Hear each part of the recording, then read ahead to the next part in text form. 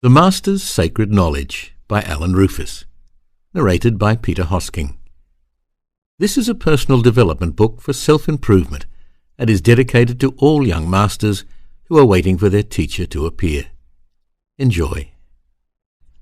Birth. Art of Living. The old wise man was walking down a dusty dirt road on his way to the sea, thinking happily to himself what a beautiful fresh morning it was, with the sun just peeking over the mountains he had just left behind, shining and warming his back and casting his long shadow in front of him. "Greetings, shadow self. Nice to see you again. I trust you are well this morning, and we shall continue to be at peace with each other like every other day." The birds were chirping and singing sweet songs, and flying around in search of a tasty meal at the beginning of their day. The buzz of the insects flying past, and the flutter of the butterfly from flower to flower, as well as the hum of the bees collecting pollen to turn into honey, were everyday events that the old man liked to see, hear, smell, and to feel what was going on around him. How amazing all this is, he thought to himself again. What a wonderful creation I am privileged to be a part of. As the wise old man was going around the bend in the road, he noticed a young man standing on a stump by a tree, holding a rope. Part of the rope was tied around a high branch, and the other part was a noose which was in his hands, which he was about to place around his neck. The wise old man gently and quietly walked up to the young man and greeted him. "Morning, young man," said the old man. "May I humbly interrupt you, please, for a moment? It looks to me that you are about to place that strong rope about your neck to hang yourself. If this is the case, then please allow me to interrupt you for a few minutes of your time, so I can tell you a few things before you do. Some things that may help you change your mind. Things that are important to the way you can look at life. Things that will change your life for the better and will inspire you to love life. Then I will be on my way, and then you can carry on doing whatever you want to do." The young man looked at the old man with sadness in his face and smudged tears around his eyes. The young man didn't say anything except nodded that it was okay for the old man to say what he wanted to say. "Please sit down a while on your wooden stump, young master, if you will," the old wise man said in a gentle and kind voice, pointing to the stump the young man was standing on. "It seems that you are not having a good day, maybe a good week, or even a good year, but I would like to pass something on to you that can change that. And then maybe you can still hang yourself, but this time by your feet, and not your neck. This way you can still stay alive, and be part of this wonderful world in which we live in. And this will help you to look at life from a completely different angle, and with a very different view." The young man thought about it for a few seconds, then he sat down on the chopped, barkless wooden stump. "I would like to pass on to you some sacred principles in the art of living and dying, and to share some sacred wisdom with you that will really change your world around, if you would be willing to give it some consideration, and then slowly implement it in your daily living," said the old wise man. "Sacred principles that will take you from a world from outer doing to that of a world of inner being. We are all on a journey of self-discovery, and it is not the end destination that matters right now. But what does matter right now is how you are in the present moment, the here and now, what you are thinking and feeling now, what your deeds and actions are now. That is what is really important to you today. And then in each moment of every other day is just as important. It is all about the now, and the step-by-step you take in your journey to your destination that matters, and determines your future, and what you will also encounter in your future, as how you feel in the now will be your future. So don't live life aimlessly and without purpose, or the small, insignificant things or problems will start to erode you away. I will call you young master, because everyone is a master in the making, until you become the master. Can you understand this, young master? Asked the old man to the young, insecure boy. The young boy nodded. I can give you a master key that can open many doors, but you need to unlock the doors and walk through them by yourself. Unlocking the doors and going through them will release you from your self-created bondage and prison cell. That I cannot do for you.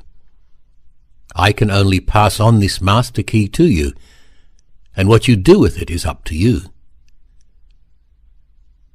The boy nodded after listening, and he was happy that someone cared for him and was taking the time to talk to him.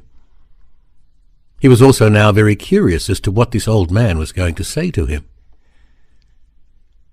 Young master, what good is knowledge if you don't put it into practice? Young master, what is knowledge? The old man asked, but not waiting for an answer.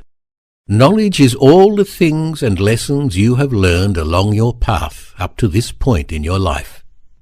And you will continue to learn more as you keep moving along your pathway to your destination. So, look at the greater picture of all your life and look forward to all the days that will come in your future. Learn from your past, and most importantly, live positively in the now. In this present moment, which is a gift from the Creator, and get your mindset balanced to be truly happy. The journey to the center of your heart is a challenging one, and there will be many trying moments when you will want to give it up. But each moment is there to teach you something, and it's how you approach each of those moments which decide your highs and lows and your future, and all our futures. We all reach different levels of understanding at different times, and the information that each of us comes into contact with will mean different things to different people, depending on their consciousness. We are all on different cycles and paths which are leading us back to the Creator Source, and it is up to us as individuals the direction we choose to go in, the people we choose to be with, whether it's forward, backwards, or even around and around and around. So choose these things wisely, young master, so as not to chase your tail, said the old sage, looking at the boy gently. The sculpting of our self is a never-ending process. You decide what you want to look like by chiseling, molding, and trimming your shape, your personality, your tree of life. You have the power to add or subtract the traits you like and dislike. It is a process of molding and carving the soul seed which you are to your liking. This seed grows to be the big you. You water the seed with knowledge as it grows. It takes years and years to get big. We all have to start as a seed, then turn into a seedling, and then into a mighty tree, if that's what you want to be. The wisdom is your fruit, which others can live off, and the seed can be replanted to go and bring life about again. A never-ending process, the circle of life, explained the sage. This tree you have chosen today is a very old tree. It has gone through many different seasons, good and bad, yet it is still here, big, strong, tall and graceful, just like you can become over time. Look at the colors of the leaves. They're changing and will soon let go and be released to carry on their own journey, and the tree will be left bare, yet still living patiently, waiting for its spring to come around again, and then it will rejuvenate itself to that of magnificent glory. We all need to let go of that which we no longer need, or no longer serves us at any given point in our journey.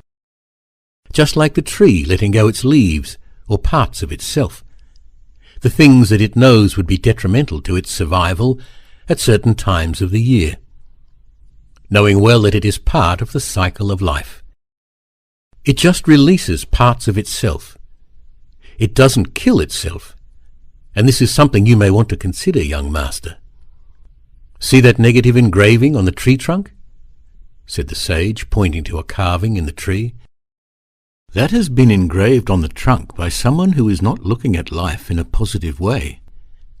And it will be with this tree for the rest of its life. It cannot get away from it. It cannot release or change what someone else has done to it. But you can.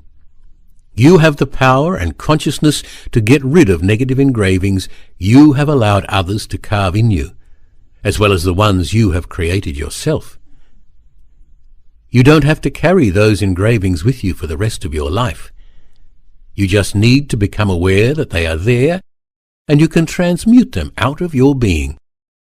You have the power and ability to let them go. You have the power, young master. You have the power, explained the master confidently, and pointing to the seated youngster who looked up. The changing point in my life was with my motto. As long as I learn something every day, it doesn't matter how small or large that something is, it's something that I didn't know before, and have learned and added to my knowledge and character. The wisdom only came later, when I started putting it into practice, said the old man delightfully. It takes time, but gives you something to focus on. Focus and work on you, young master, as you really matter in your life. I also went through a very bad time like you are now, but I decided to take the steps through the phase I was going through, and I eventually saw the clearing and found direction again. It is like walking in a dense forest, and you cannot see the way, which way to turn, no sunlight to help you get a direction. You feel lost, helpless, insecure, unhappy, sad, unsure. But then all of a sudden you come to the edge of that scene, and you come to a clearing where you can see things at a distance, see a direction you want to go in, although it may be far or a long journey ahead, but at least you can see the direction. And you begin taking your steps to get there. It takes time, but understand that where you are now is where you need to be for things to happen to you, and for you to see and learn what the lessons are that are presenting themselves to you, as you have pulled each situation to yourself. Young master, try to keep your chin up and look at the horizon, and you will find a way, and not down at the shit at your feet. Life is about your growth. When you were a baby, you started to learn to crawl, then to stand up and fall down. But through persistence of trying and trying again and again, you got it right. Then you started to learn to walk, jog, and sprint. So you see, it all happens in phases over time. And so too with conquering what's going on inside you, and the reprogramming of yourself, and the adding of healthy things to your overall growth, to become that large tree over many seasons. Once you conquer what's inside you, not what's outside you, you will walk away a richer person for going through each and every situation, the ones we like and the ones we don't like. Nevertheless, we must go through them and deal with them and release them. It's all a learning phase for our soul to experience everything. We don't always understand the lessons while in them, but later on we get an ah moment, and it all starts to fit together, smiled the sage. Alchemy is the changing or transmuting of base metals into gold. So your inner alchemy of thinking is to change or transmute your lower, dense base thought patterns into that of higher golden vibration thought patterns. When you do this, your whole world perception changes, and you look at life very differently, and you live a very different lifestyle to that of the old way of thinking and doing. You then begin to live in your own inner divine kingdom, but realizing that others too live in their own divine kingdoms, and it is our right to all do so peacefully. Also, the art of good living is to find out what your passion is, what it is that makes you happy, makes you smile, and gives you that love feeling. What gives you energy? What is it that you can do for a long time and not get tired or bored of? What gives you creative joy? And when you wake up, you say, yes, I'm going to do it today. That, along with your strengths, is what you need to put together and do for a living. When you can combine your hobby and your job together, then you are in the right place. Most people are at work as well as travelling for more time in their day than they are at home or having free time. So it is important to find out and do what you love to do. Then it doesn't feel like work, and you don't have that, oh, I've got to go to my job now feeling, and your days will be a total blessing. This was told to me by one of my masters, said the sage. We are all on different levels of consciousness, and it is changing all the time. You are facing one of the greatest challenges that you have ever faced. Now is the challenge to grasp the pure essence of knowing the truth of who you truly are. This knowing is not for the faint-hearted, but it is something we will all have to do. Step into your power in a masterful way. You will need to work with yourself at different levels. Change your clothes, shed your skin, prepare to renew yourself. Time to embrace a whole new perception, a whole new picture of yourself. You must become the master and not the ego being the master. The change you are experiencing in this given moment is what the master is about. To surrender into the trust of the Great Spirit's knowingness, and to understand, no matter how you feel your life should be, that it is perfect for this, gives a master the power humbly to become all that. All masters experience turmoil before masterhood. A master lives with great awareness of everything that is within and beyond him. A master also realizes he is not alone. A master also realizes and understands at times he needs to be alone. A master needs to understand the stillness, for the stillness within delivers power without activity. Stillness within the core of your still point is what awakes the truth and power behind your masterhood. A master does not control, he shares. A master lives unconditional love.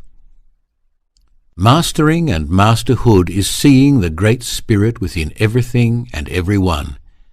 So if you can begin in a small way to see all you are part of, then only shall you be able to begin perceiving what it is like to have no conditions to your love. Thus let go of judgment, let go of condition, let go of control. When this happens, you become familiar with your situation, with the results.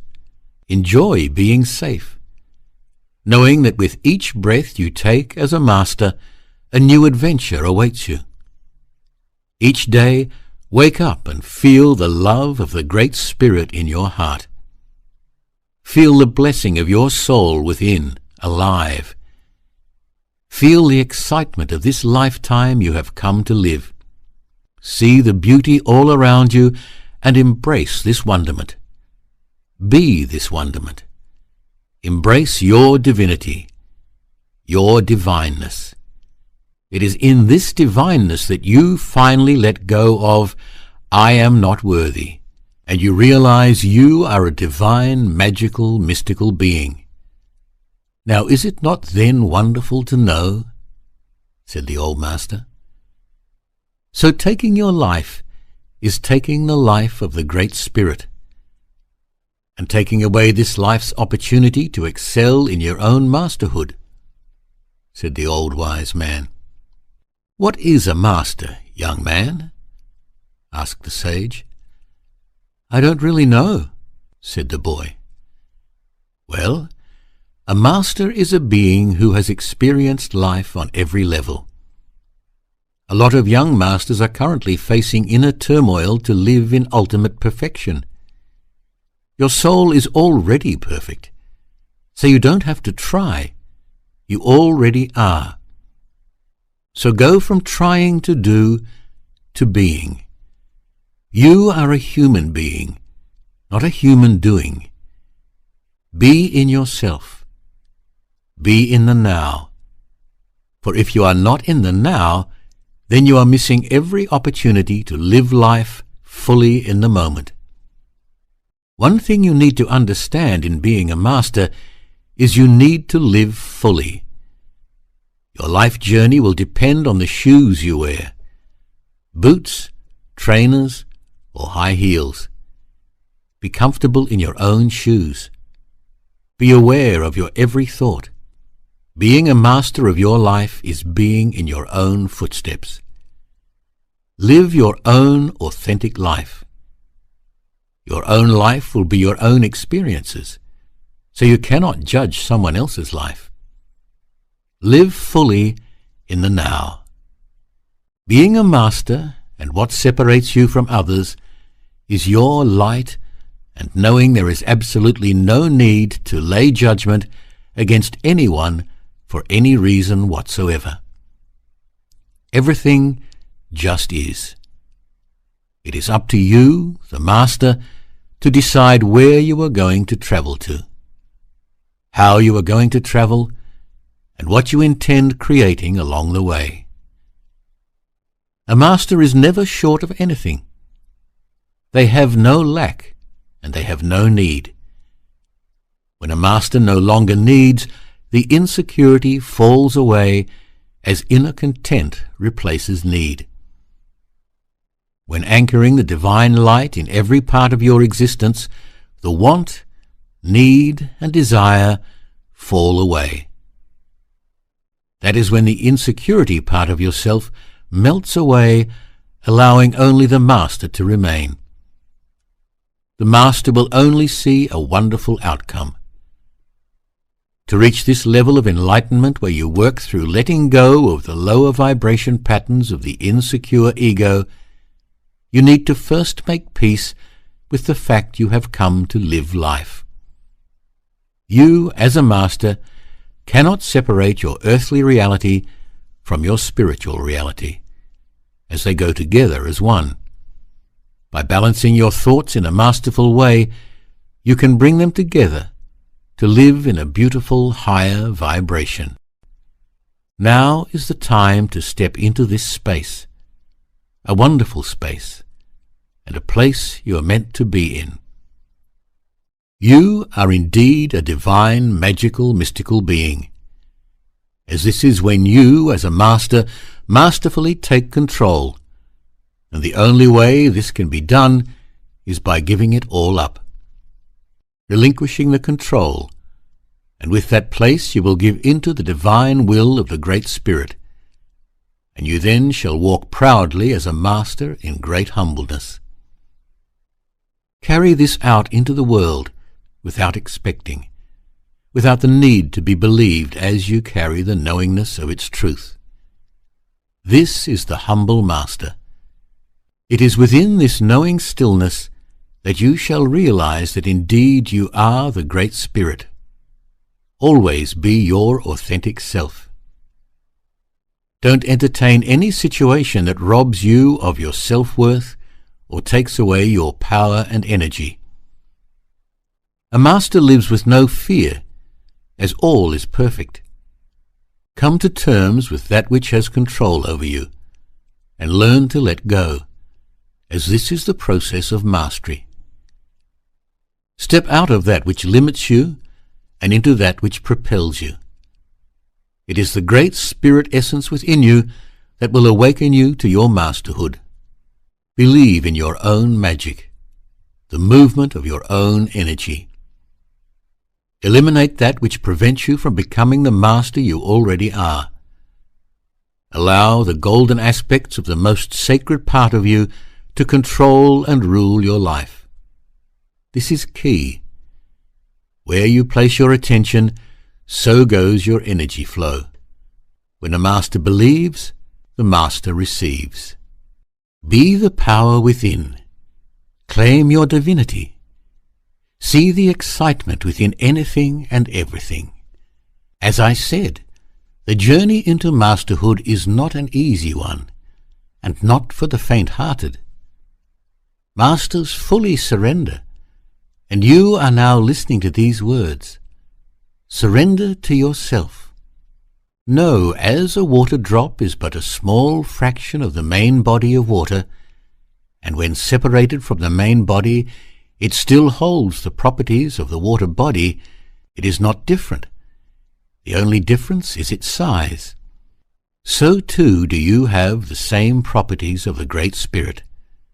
There is nothing different except your size and what you think, as you are still an aspect of the Great Spirit experiencing itself. You are a soul fragment from the over-soul body. As the water drop has a life cycle, so do you. You are a soul having a life cycle. How do you feel now, young man? Asked the sage, smiling. I feel relaxed, excited, overwhelmed, and also empowered all at the same time, came the slow reply.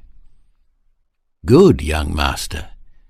Anything is possible, and it can all happen at the same time. And with that, lift the limitations from your mind as you go forth, and remove the buts from your expression, and let things flow into place. Understand these teachings, and with that, put this knowledge into practice to grow into wisdom. But no, wisdom means nothing unless you are able to impart it in such a way that it is understandable, to thus show others how to create wonder and magic and joy within their lives. Let your wisdom reflect your love. See your wisdom reflected in your understanding. Take away the judgment of your life. Be kind, be tolerant, and make sure you embrace change, and with that, keep moving and growing. Now, those are some wise words, aren't they, young master? Said the sage. Words to put things slightly into perspective. Yes, they are, said the boy. Journey. Art of living in the now. Are you ready to receive your master key, young master? Are you ready to live in the now? Are you ready to learn about the power of you? Asked the sage. I'm interested to hear about it, said the boy. Excellent, young master. Excellent. Always remember that we all have a different set of skills, because we all have different lifestyles, influences, and teachers, so we can all do something that no one else can. You just need to discover what it is, along with your strength and your passion. Put them together to create that authentic, healthy lifestyle for yourself, within the realms of love, light, and peace.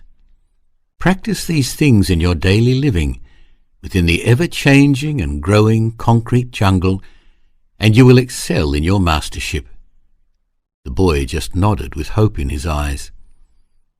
Always try to be childlike, and don't take everything too seriously or to heart. Take things slowly. And what I am about to tell you may be confusing at first, or even scary, but I tell you these things for good reason. The reason is so you become aware of things, and then by using these tools you can create the magical, fun-filled world you have dreamt about, and you can then begin to really enjoy your journey to your destination. And what a blessing that will be. Take what resonates with you now, young master. Leave behind for now what doesn't for another day. As you will see, as time goes by, your consciousness will expand, and it will all start to make sense to you, and you will get an understanding of what is. It will be like seeing your jigsaw puzzle coming together, piece by piece. Don't you think it's a blessing, young master, to be part of this wonderment called life? Yes, said the boy. Good. I am happy you agree with me, young master, as you will see and experience so many good things as you put your life together. Winner's Key. The first thing you always need to remember, young master, is that you are already a winner. Let me say that again. You are a winner already in life, and you are worthy. It just seems that your inner thoughts are destabilized at the moment, and this is affecting your energy and giving you low feelings, feelings of no hope, insecurity, and feelings of not being worthy, being unloved, not having a future. You don't know what to do, what direction to go in, where to place your next step. Maybe feeling let down, rejected, misguided, and this is bringing on depression, anxiety, and then leading you to thoughts of suicide. Are you playing these negative thoughts over and over again in your mind? The old man asked in a soft, calm, and reassuring voice. The boy did not look at the old man, but again just nodded while he was looking at his feet. Well, you can re-stabilize them by just remembering that where you are right now is where you need to be. It is all the events of the past that have brought you to where you are here and now, including all the lessons and your experiences, good and bad, due to your past thinking. And you can change it all. It may take time, but be assured it will change if it is what you want and will to happen. I want to say to you again that you are a winner. You are worthy. And why do I say that? It is because you are here, said the old wise man. Do you understand that, young master? You are a winner already, and you are perfect already. So you don't have to prove yourself to anyone, just as long as you think it in the mind and know it in your heart. The young man looked up shyly at the old man and looked him in the eyes briefly. A slight sign of relief flickered over his expression, and he had a look that said, "Thank you." The old man said again gently, "We are all winners, and we are all worthy, and we don't have to prove ourselves to anybody. We are born to be free under these skies, and we can do what we want within the universal laws as we have free will here on this planet. The only thing we have to remember is that we are already perfect. Our soul is created perfect, and we are our soul incarnate. You just have to know that, and don't listen to what negative things other people say, and don't let them convince you otherwise. Anchor these thoughts and ground them. Feel your energy connecting to the earth so she may hold you in her beautiful heart. Connect your energy to her by feeling your energy going from your feet into her. This will help ground you and balance you. Let go of all the conditioning that has been placed on you since birth, and you will stop being a push-me-pull-you character. Who am I key? Look at me, young master. Take a deep breath in with me and let it out slowly with me, and then relax, said the sage, watching the boy. Have you ever asked yourself, who am I? Asked the old man, looking the boy deep in the eyes. The boy nodded to say he had. Good, replied the old man. And what answer did you come up with? The boy said nothing but shrugged his shoulders. Okay, that's a start. So let me tell you what answers I got from asking myself that same question, smiled the old man. I am a soul being on an adventure called life. I am my imagination. I am what I eat, drink, breathe, and what I think. I am energy expressing myself inwards and outwards for all to see and feel. And most importantly, I am unconditional. Life is what you make it, and with whom you make it with. We all have free will to live our lives any way we choose, and that includes giving away our power to others, or even to our own negative thought patterns. Nothing is stronger than your will. If you want to will something to happen, then it will happen, good or bad. You are here now willing yourself to hang. I've just come along and asked you for some of your time. Then you will carry on doing what you will, and that will be hopefully hanging yourself a different way, but now taking with you new knowledge that you are presently learning. It is very important to surround yourself with happy, positive things and happy, positive people. And that comes by changing your energy patterns, your thought patterns, which allows those things and people to come into your space. A change in your in-look, which will change your outlook, and the things that have an impact on you in your outer reality. I have an imagination, which is a very powerful tool, which I can use at a moment's notice to picture anything I want. I am the artist of this tool, and I can paint anything I like onto the inner screen. And so too can you, young master. You also have a very powerful tool called awareness. You cannot change something if you are not aware of it, and then when you do become aware of things, you can use your imagination to change the pictures or visions into something more to your liking. This is taking back your power, and you are then in control of these inner events, and not giving away your power, and being influenced by someone else's words or actions.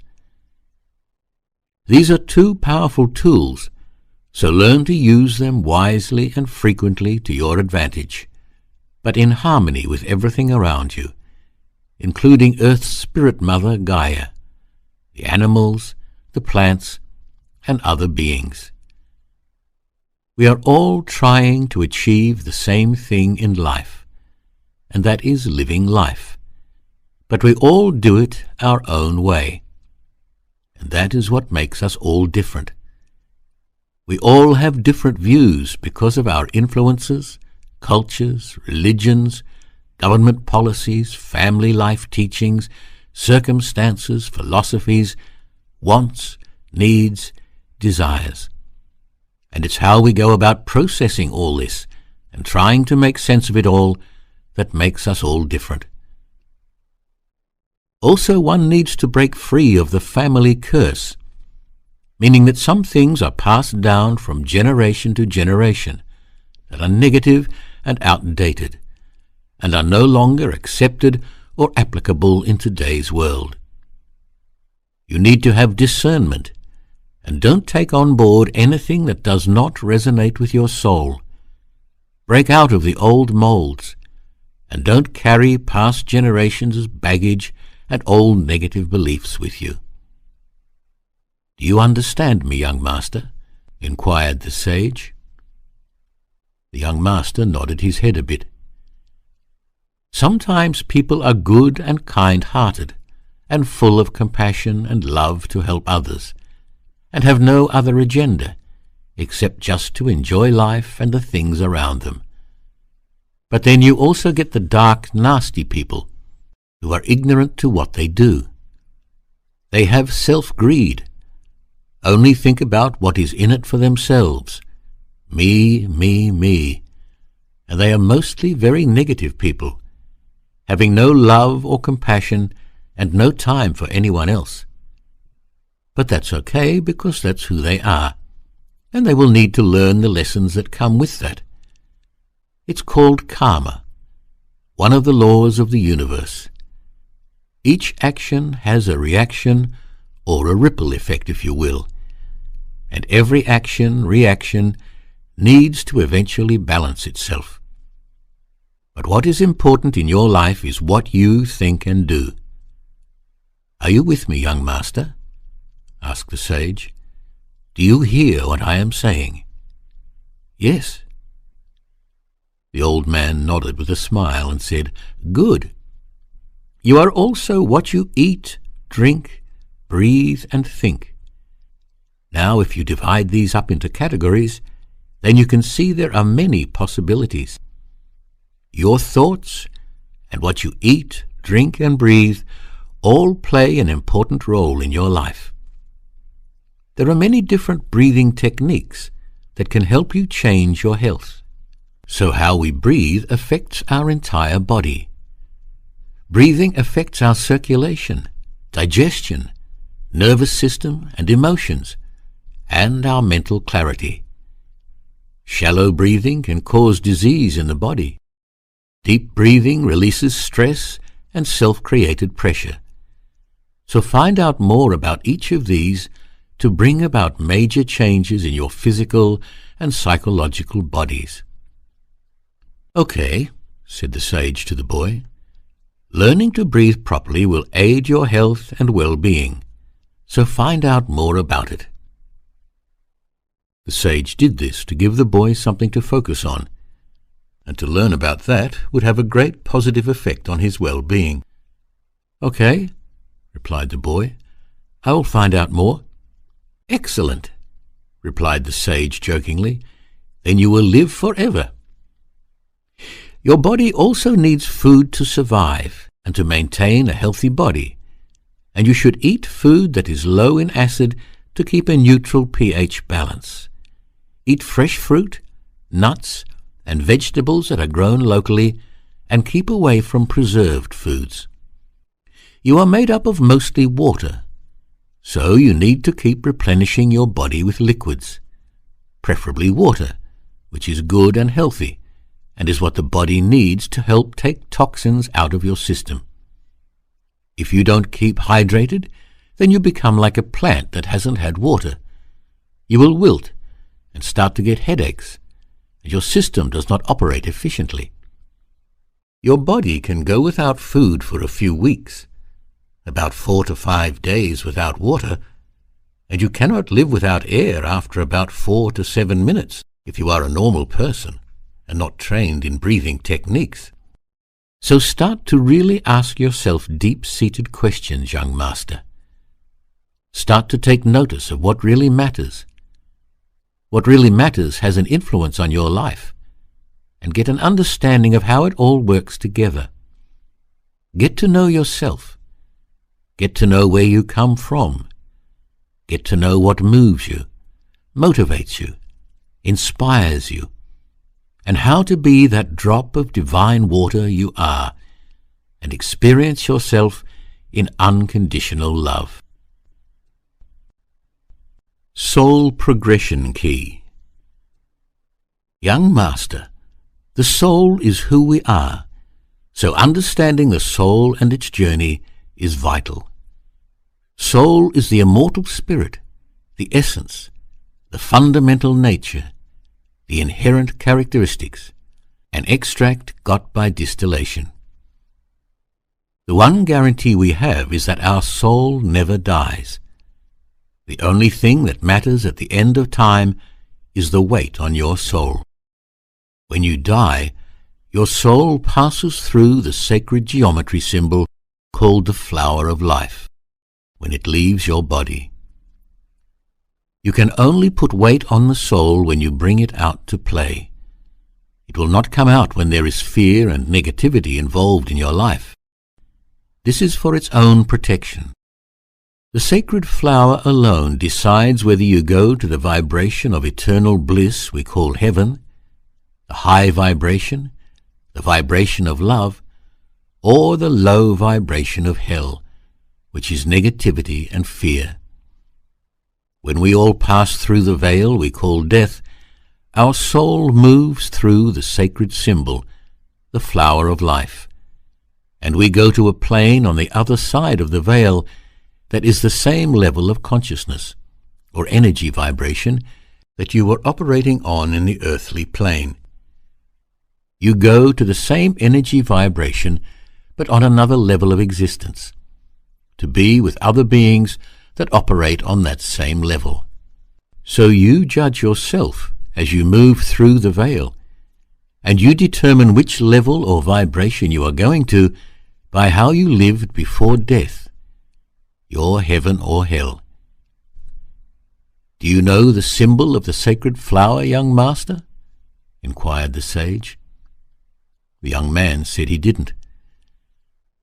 The flower of life is a sacred symbol of the universe. If you draw a circle and then put one point on the line, and then draw a curved line using your compass from one side to the other, and keep going around until you make flower petals, that is what the sacred flower looks like. Have you ever drawn that symbol, young master? Asked the old man. Yes. So, you see, you do have a bit of sacred teachings in you, but you just don't know what it means and how important it is, replied the old man. I am sure you know a lot more, but it just has never been explained to you, reassured the master. So, getting back to the soul, get your soul to come out to play in the love, light, color, and laughter. Then you will ascend into the kingdom of the divine. You must surround yourself with positive, love-felt beings, where there is no judgment, no drama, but only peace, joy, love, laughter, and compassion and happiness. Do you understand what I am saying to you, young master? Asked the master. The young man nodded slightly. The soul is really in control, because we are soul. The ego thinks it is in power and in control, and the soul allows it to play its game, knowing the truth, and knowing it will eventually come to the fore once the ego has been put to sleep. When the ego is awake and alive, it closes the heart center down. The energies bypass the heart. But when your heart is open and in control, it closes down and puts the ego to sleep. When the ego is asleep, then you will have peace, non-judgment, no poor me attitude. You should only see and feel love and compassion, and all that is good and positive. You will be in a state of bliss, grace, and heavenly vibration.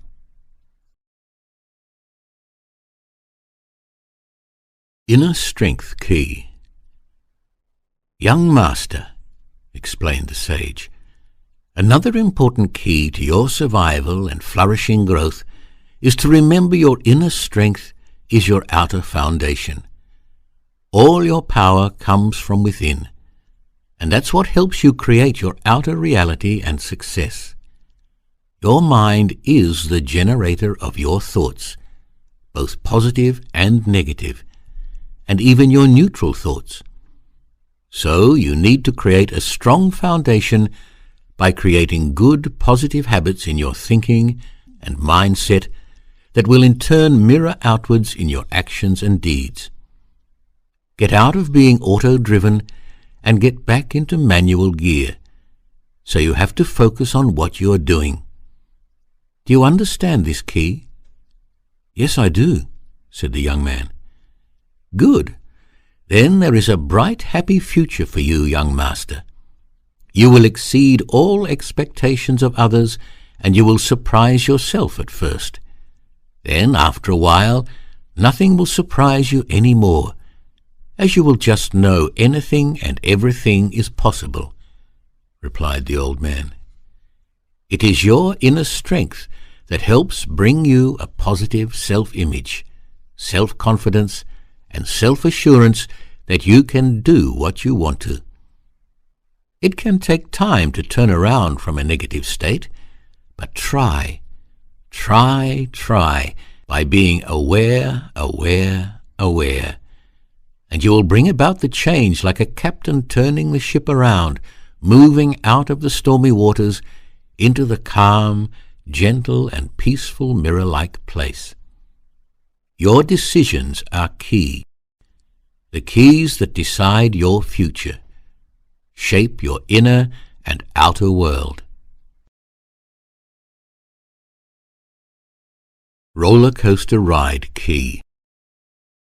Now, young master, life is like a roller coaster ride. Once on it, you cannot get off, said the old man. Let me explain further. You are born here, and you are going to die there. Or, as I like to say, have rebirth there, as our soul never dies.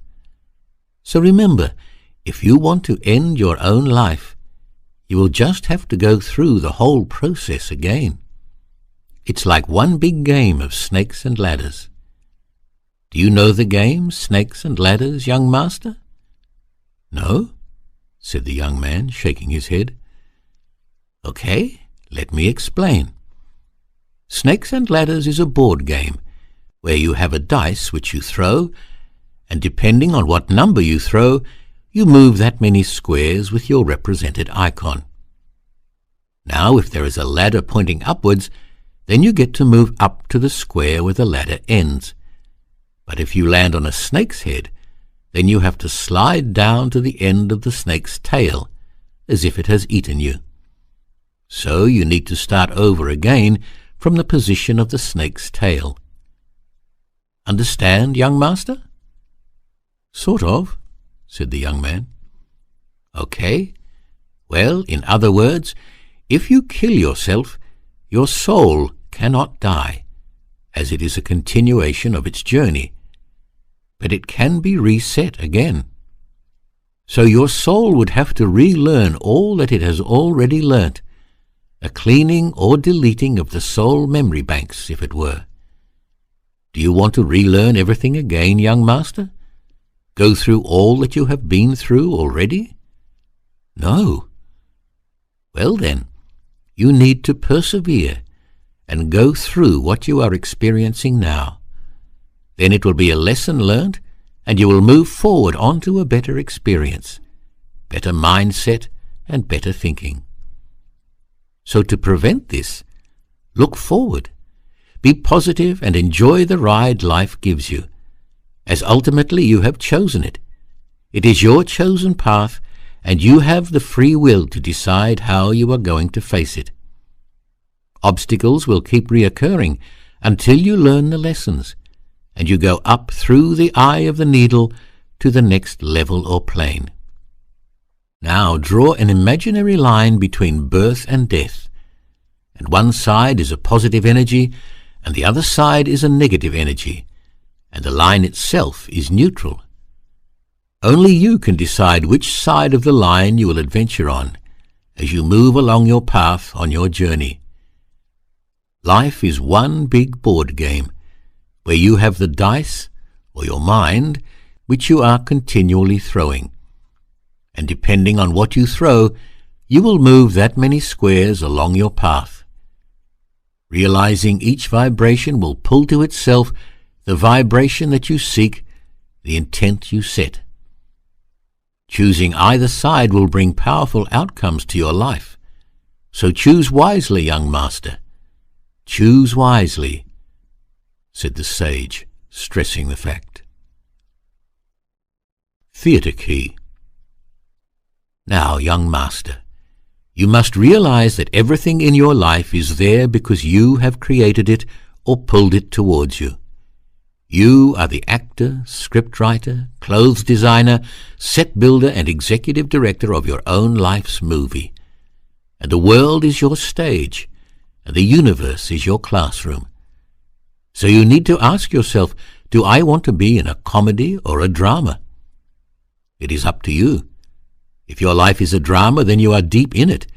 But if your life is a comedy, then you are watching it, being of the world but not in it. Become the giant observer, the joker, a clown and a fool. Be light-hearted and laugh at yourself at times. Find the funny side of every situation, as in most cases there is one. If you cannot find the funny side, then find the lesson, winked the old man to the young man. Be childlike in your approach to life.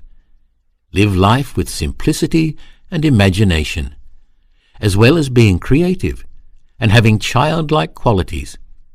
And know that this is your show, your production, your creation. Chess key. Do you play the game called chess, young master? Asked the sage.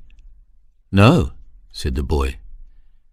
Well, life is like a game of chess. To win, you have to make a move. Knowing which move to make comes with insight and knowledge, and by learning the lessons that are accumulated along the way. We become each and every piece within the game called life. We will get to experience the role of each piece sooner or later in life. This is so we get to know what it is like to be each character. You cannot change something if you are not aware of your options. So discover and think about what your options are, like what you should do after I finish talking to you. So I suggest you learn the principles of the game, as it will also teach you to look ahead in your own game called life. This game helps you see your moves ahead of time to get you to your desired outcome, bearing in mind that things can change depending on the outside circumstances. So as you move forward in life, things can change, and you should have the insight into what your next step would be if all is going well, but also if things are not going as planned. Certain pieces work well together, and you need to sacrifice other pieces or things in order for you to win in the game called life. To be successful, move slowly forward and only retreat when really necessary. In life, if you say, I can't, then you won't. But if you say, I am willing to give it a go, you will find that after a while you will be able to do whatever you set your mind to. When you have a positive attitude, then anything is possible, and miracles happen. And remember, the universe supports action. How else do you improve your life, young master? Discover your bad habits and work on getting rid of them. Sometimes it takes longer than you would like, but by being aware, you can take the steps to let them go. So discover the bad habits you have and work on getting rid of them, said the sage. Don't have regrets. Just learn from these experiences and move forward. Keep playing the game called life. It's really fun and enjoyable once you change the way you look at it and the way you think about it, smiled the positive old man. Boomerang effect key. "Do you know what a boomerang is, young master?" "Yes," said the boy. "Good. What is it?" The old man was trying to get the young man to speak. "It's something you throw and it comes back to you," replied the boy. "Yes, excellent and well said," said the old man, giving him encouragement to show him he was knowledgeable. "Well, every thought, action and deed that you create has a boomerang effect, or a beginning, a middle and an end, and everything must balance itself in the end. You are a co-creator of this world. You, me, and everyone else who live in this living universe co-create our own world. With every thought you think, you create a vibration that needs to go out and experience itself with whichever charge of intent you placed around it. You are permanently throwing boomerangs all day and night, unless you are sleeping," laughed the sage. "So be careful what you are thinking, young master, as everything will come back to its creator, and in this case it is you. The birth is the beginning of the creation of the energy you have just thought of. It then goes out to experience itself as the middle with whichever intent you created it with, and it will hit the subject, and it will have an effect on the subject in either a positive or a negative way, and there will be a reaction, and the end result will be the energy coming back to you, the creator, to complete itself in the end, back to the source, and you are the source of that creation. So see, it is important to know what you are throwing," said the sage, "as you are going to get the energy back again knowingly or unknowingly. Everything must balance itself in the end, fulfill itself, as we must too one day return to our Creator after we have finished experiencing ourselves. What you put out comes back. What goes around comes around. Whatever seeds you plant, you will get the fruit of that seed. So be very aware of all the boomerang thoughts you are sending out constantly. When you send out positive thoughts, you don't have to really think about the return, as all will be good. But if sending out negative thoughts, then know that the boomerang will scrape up all the negative and bad things and come back and hit you behind the head. You will fall and shout, 'Why me again?' Try hard to understand this key, young master, as it is most important. Really think about it, okay?" "Okay," said the boy, nodding. Computer effect key. So, to carry on from the last key, young master, life is a self-fulfilling prophecy. What you think, you become. What you do is who you are. Your mind is like a computer. Every thought is typed out and the enter key activated. Then you are on to your next thought. Enter. Next thought. Enter. Next thought. Enter. And as you carry on your day or when you go to sleep, the computer still processes and carries out your commands of what you created in your thinking. The boomerangs are still being processed. Karma is the balancing of all the thoughts, actions, and deeds you have ever done, as everything must come back into balance eventually. So release karma by becoming aware of what you are typing onto the screen and then pushing enter. So type only good, positive, uplifting, and constructive things, so only good things come back to you," said the sage. "Are you with me, young master? Do you understand?" "Yes," said the boy. "Good. Do you know anything about computers?" asked the sage. "A little bit," said the boy. "Okay, good, because you are just like a supercomputer. Your outer body is the hardware, the structure. Its purpose is to hold everything together, and no matter what it looks like, it doesn't affect the workings of the software. It's just for show, for window dressing or vanity, for it to look good and to fit into your environment. The CPU, or the central processing unit, is your brain. Your mind's thinking programs are your software, which totally makes the operating system work. So one needs to reboot and install new updated software programs to keep up with the modern times, and to install a design program that works for you, and delete old and outdated software to create more space for constructive and helpful software programs. Your modem is your chakric system, which I will explain later to you. It receives and then sends back out data, and your spine is the antenna and superhighway to take this data to your CPU or brain to get processed. So now you need to defragment all the files you want to keep and put them all together again in order, back to basics. Install a new antivirus program to get rid of any unwanted attacks to your software and to transmute any virus that are within your system already. You need to regain control by becoming the only user, where you can create your own masterpiece through your own work. Sure, listen to what others say, but have discernment in what you download. Be aware of what you plug into your USB slots, as what you take in has an effect on the system. Delete all unwanted and outdated attachments, as they take up your battery life and give nothing back in return.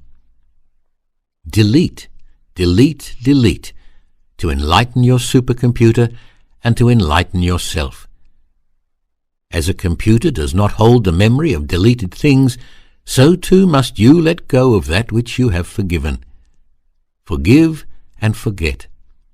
Let the megabytes of bad stuff go, and free up your memory space for good, happy, and joyful stuff. Take control, shift into uppercase, and enter a whole new world. The World Wide Web is limitless and infinite, and so are you, and so should your thoughts be. Only you limit yourself by your belief programs and the control programs that have been installed into you. Once you delete those out of your supercomputer, then anything is possible. Can you understand this, young master? Asked the master. Yes, I can, smiled the boy. Excellent. So restart, reboot, delete all that doesn't work for you or is holding you back or using your battery life. Defragment all your other files and install programs that work for you, and learn a good design program to design your own life. Now, isn't that a great feeling, knowing that you have the power to do all this? Inquired the sage. One just needs to know what their options are. Yes, said the boy. Backpack Effect Key. Life is simple or it's complicated. It depends on you and the life you lead, and the baggage you collect and carry along the way. We are totally bombarded with all different types of energy all the time, so you need to be careful what you hold on to, or absorb, or attach yourself to, or allow to be attached to you, or things will start to weigh you down. You start to get heavier and heavier and heavier, and they hold you back, pull you downwards, and it takes away your energy. Become aware of these things you are holding and start to release them one by one. Thank them for being a great teacher to you. Bless them and say to them, "Thank you for being a teacher to me, but I now release you. I'm letting you go." And say goodbye, and then let them go. So to start feeling good and happy, you need to release all that stored up energy in your backpack, which is holding hateful, vengeful, negative, dark, jealous thoughts. These hold you back, and most importantly, take your high vibration away. Become enlightened by letting go of the dark and dense energy, said the master, not stopping to give the boy any time to say or do anything. Everything that has come your way is a great teacher to you. So now thank it and release it. It's like releasing 10,000 kites that are attached to you. And as you try to move forward, there is a lot of resistance, stopping you moving in peace and gentle flow. Cut the cords, the strings, the attachments, and just let it all go. You will be and feel lighter, and there will be a new abundance of uplifting, peaceful, and gentle energy within your being. Enlightenment is what the goal is, said the sage. Enlightenment is who we actually are. But over time you have become heavy with everything you have taken in or attached yourself to or allowed to attach itself to you. Do you want to be enlightened, young master? Asked the sage. Yes, said the boy, looking deeply at the old master. That, my young master, can be, if that's what you will. Just let all that old baggage go. And as we know, a backpack has many compartments, so you need to go through them all to make sure you haven't left any heavy baggage in there. The young master smiled. The old master smiled back and gave him another wink. It will all be okay, young master. It will all be okay. Sandwich Key. Now, young master, life is like a sandwich. Birth is one slice, and death or rebirth is the other. What you put in between the slices is up to you. Ask yourself, is my sandwich tasty or sour? You have the power to add your own ingredients to your own liking and transform your life into enjoyment and having fun. What does your sandwich taste like, young master?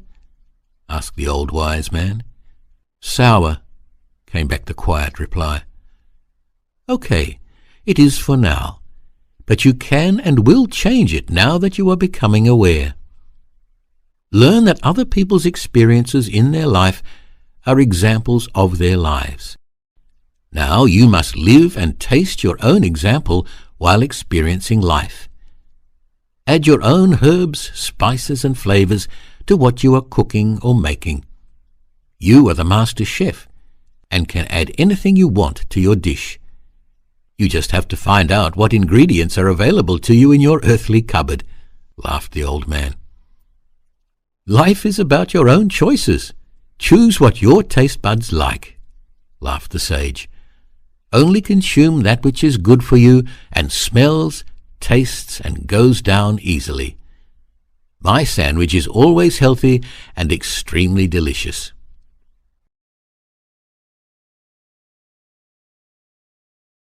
Weather Map Key. After the laughter stopped, the old man said to the boy, Close your eyes and imagine your body as a large pillar. I want you to see how much light is in your pillar and where the light level is.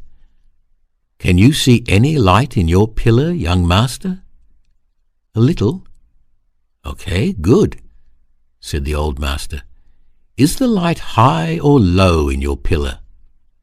Low, not much there. Okay, well, that's a start. Now, what that means is that your inner conditions are in a dense, wet, cold, dark, dull, negative place. Or in other words, in an unstable condition. This is the area called hell, which is a dark, nasty place to be in. It's like it's always bleak, cloudy, and grey. So we can all help ourselves and change this by raising our own light level upwards and outwards past the halfway mark, where conditions start to become stable, warm, pleasant, colourful, and the conditions become shining like the sun, and everything is bright. This pillar is like your inner heaven or hell, and you choose which one you want to reside in. So if you are in your hell and you want to get out, all you need to do is shift your energy focus and imagine and feel energy flowing outwards from your heart center out into the world. Think of someone or something to send this energy to, and see it going from your heart and flowing into their heart center. Let this energy be unconditional love, and you send it to them without any expectations of return. Remember your boomerang effect. By doing this, you will automatically raise your vibration up to higher conditions, and you will automatically start to feel better, as love is the greatest feeling. The other person will feel this energy instantaneously. Have you ever felt that feeling when someone is talking about you when you enter a room? Well, this is that effect, and it shows you how quickly it works. And how many times does that energy feeling feel good? If it doesn't feel good, then you know the person has not said anything good about you, and their boomerang has hit you immediately after they threw it out. So see how important it is to speak love, kind, peaceful, and happy words about others, or better not to think of them at all if you don't have anything nice to say about anyone. There is no restriction on distance for those energies, and they can travel halfway around the world very quickly. Once you understand how easy it is to do, you can keep filling your pillar self up with light, and you can become the lighthouse for others in their dull, gloomy, cloudy grey day. So fill your pillar self up with divine light to get out of the darkness, said the sage. Just like a weather map, low pressure causes nasty conditions, and high pressure brings beautiful conditions. By constantly sending out unconditional love from your heart center, not only are you adding positively to your karma, you are also walking the middle path and keeping yourself centered and balanced, but also being the divine, magical, mystical being you are, and you will be connected to the Great Spirit. Then know that only good things will happen. Only good things will come into your life. Life is a wheel effect, key. Young master, life is like a wheel effect, said the sage. If you are on either side of anything, then understand you will go up and down, just as a wheel turns. Happy, sad, sure, unsure, and so on. So it's better to be in the middle, in the heart, your axis where life will be balanced and centered as you move along on your path, the path called the middle way. Look around you. You just have to look at organizations that are either right or left of something, then you will see that they are in control for a short while. Then, as the wheel or life moves forward, they will be at their peak. Then things will subside, and they will not be in control anymore. Things are not constant. The only constant thing in life is movement. Watch a point on the outside of a wheel that is turning, and you will see the effect where it moves up and down again, around and around. So it is not stable and balanced like it is on the axis. That is where we should all be moving forward from, the middle way, the axis of the heart center. The strength of your wheel also depends on your inner strength. Have you allowed an outside source to puncture you, deflate you?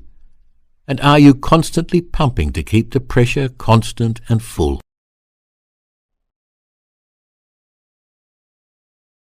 Seasons key. Young master, if you look at nature, you will notice she goes through different seasons, different rhythms. Life is a series of seasons that we all go through. Different aspects of ourselves are going through different seasons all at the same time.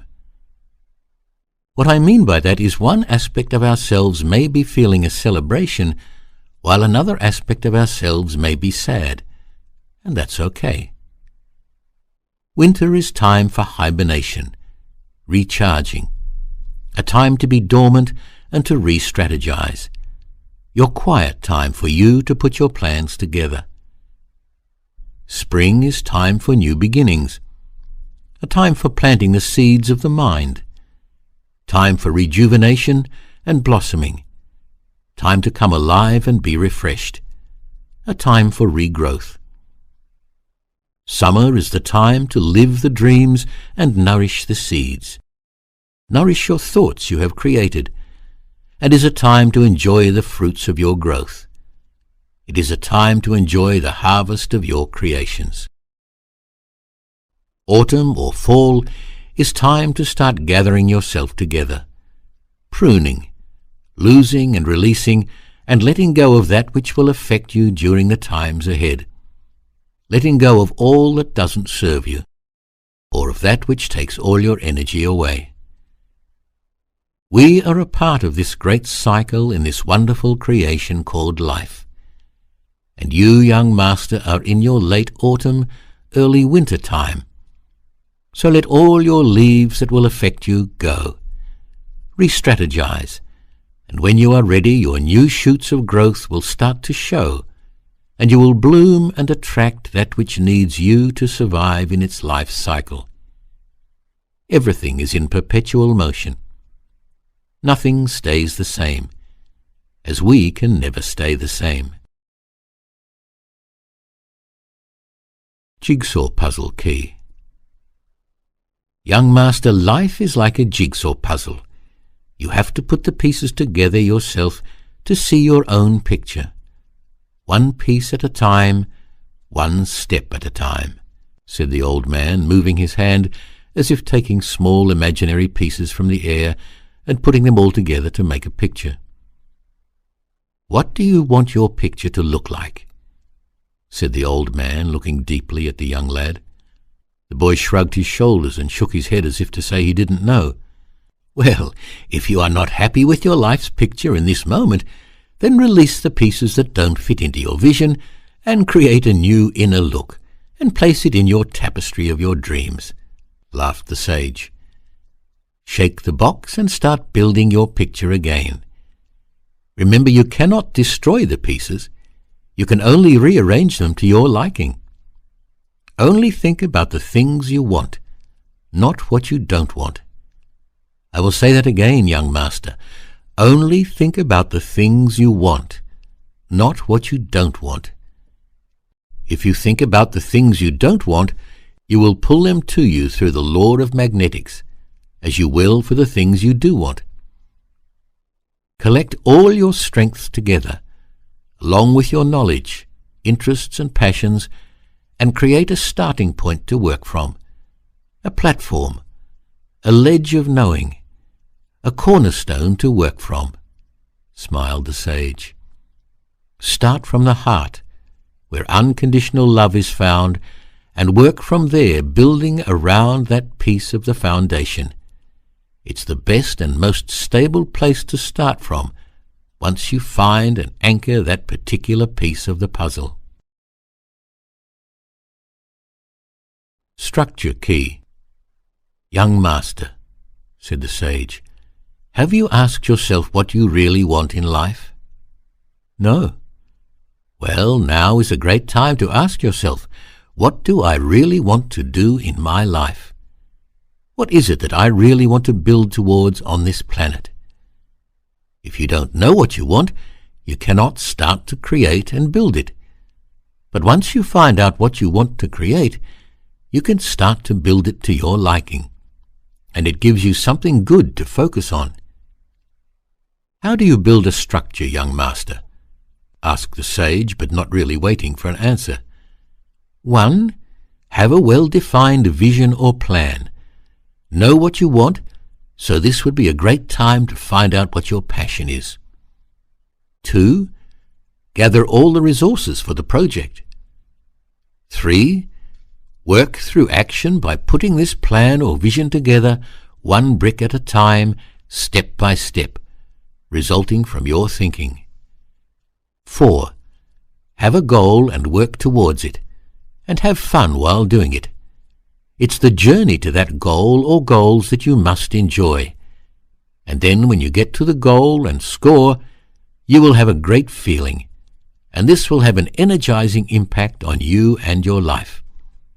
Once you start, you should be excited to watch it grow and flourish, said the sage, grinning.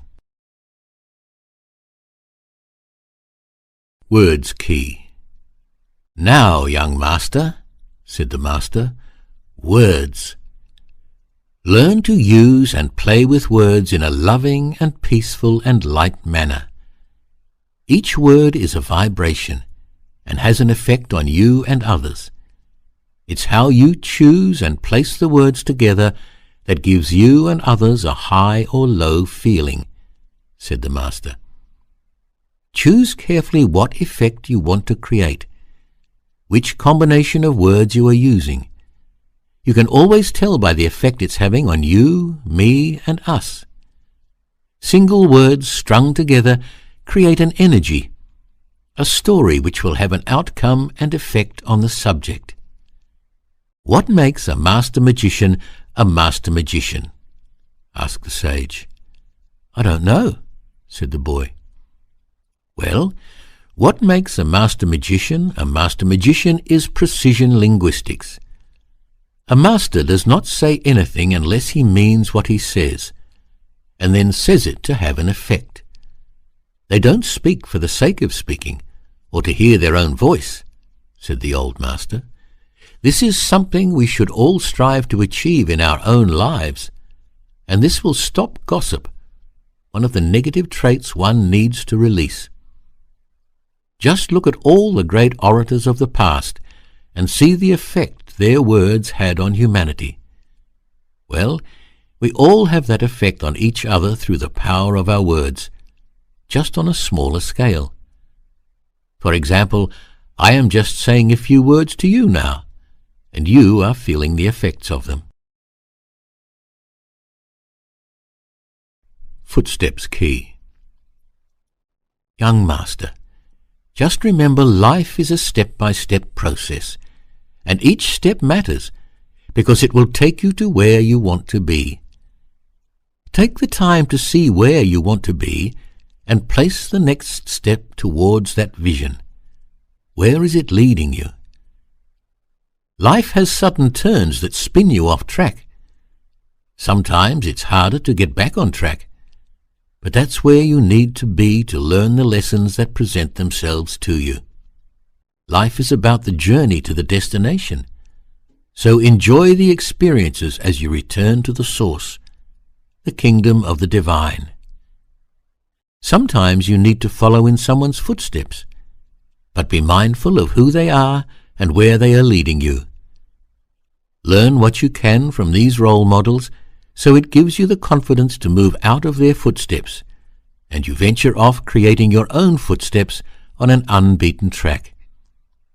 But always be mindful of the carbon print you leave behind, said the old man. Each step is a step towards ascension upwards to heaven, or declination downwards to hell. So be aware of each step you take and mindful of where you are placing it, and which direction it is taking you. Start by taking small steps until you can walk normally. Then you can take it in your stride when you don't have to focus anymore, as your auto drive is set correctly, and it becomes like breathing, where we don't have to think about it all the time. Do you want to be the sheep all your life, or do you want to become the shepherd? Well, we are all sheep at one time or another. Some stay there. Others move on up. And when you do move on up and become a shepherd, it comes with great responsibility, as you too will begin to guide others while they are trying to find their masterhood. Trench key. Young master, as long as you are constantly aware of where you are going or what you are doing, the positive side will always shine through, said the sage. At times you dig yourself deep into a trench, and you need to stop. See where you are at. Look what direction you are going in. Understand what you are doing, and remember what you are looking for and working towards. Are you just digging a hole deeper and deeper for yourself, or are you digging a trench to build a foundation for your huge growth? Focus on and ask for the things you want, not the things you don't want, because what you think and ask for, you are going to pull towards yourself. So design your life with positive and creative thoughts, and watch your life grow and flourish.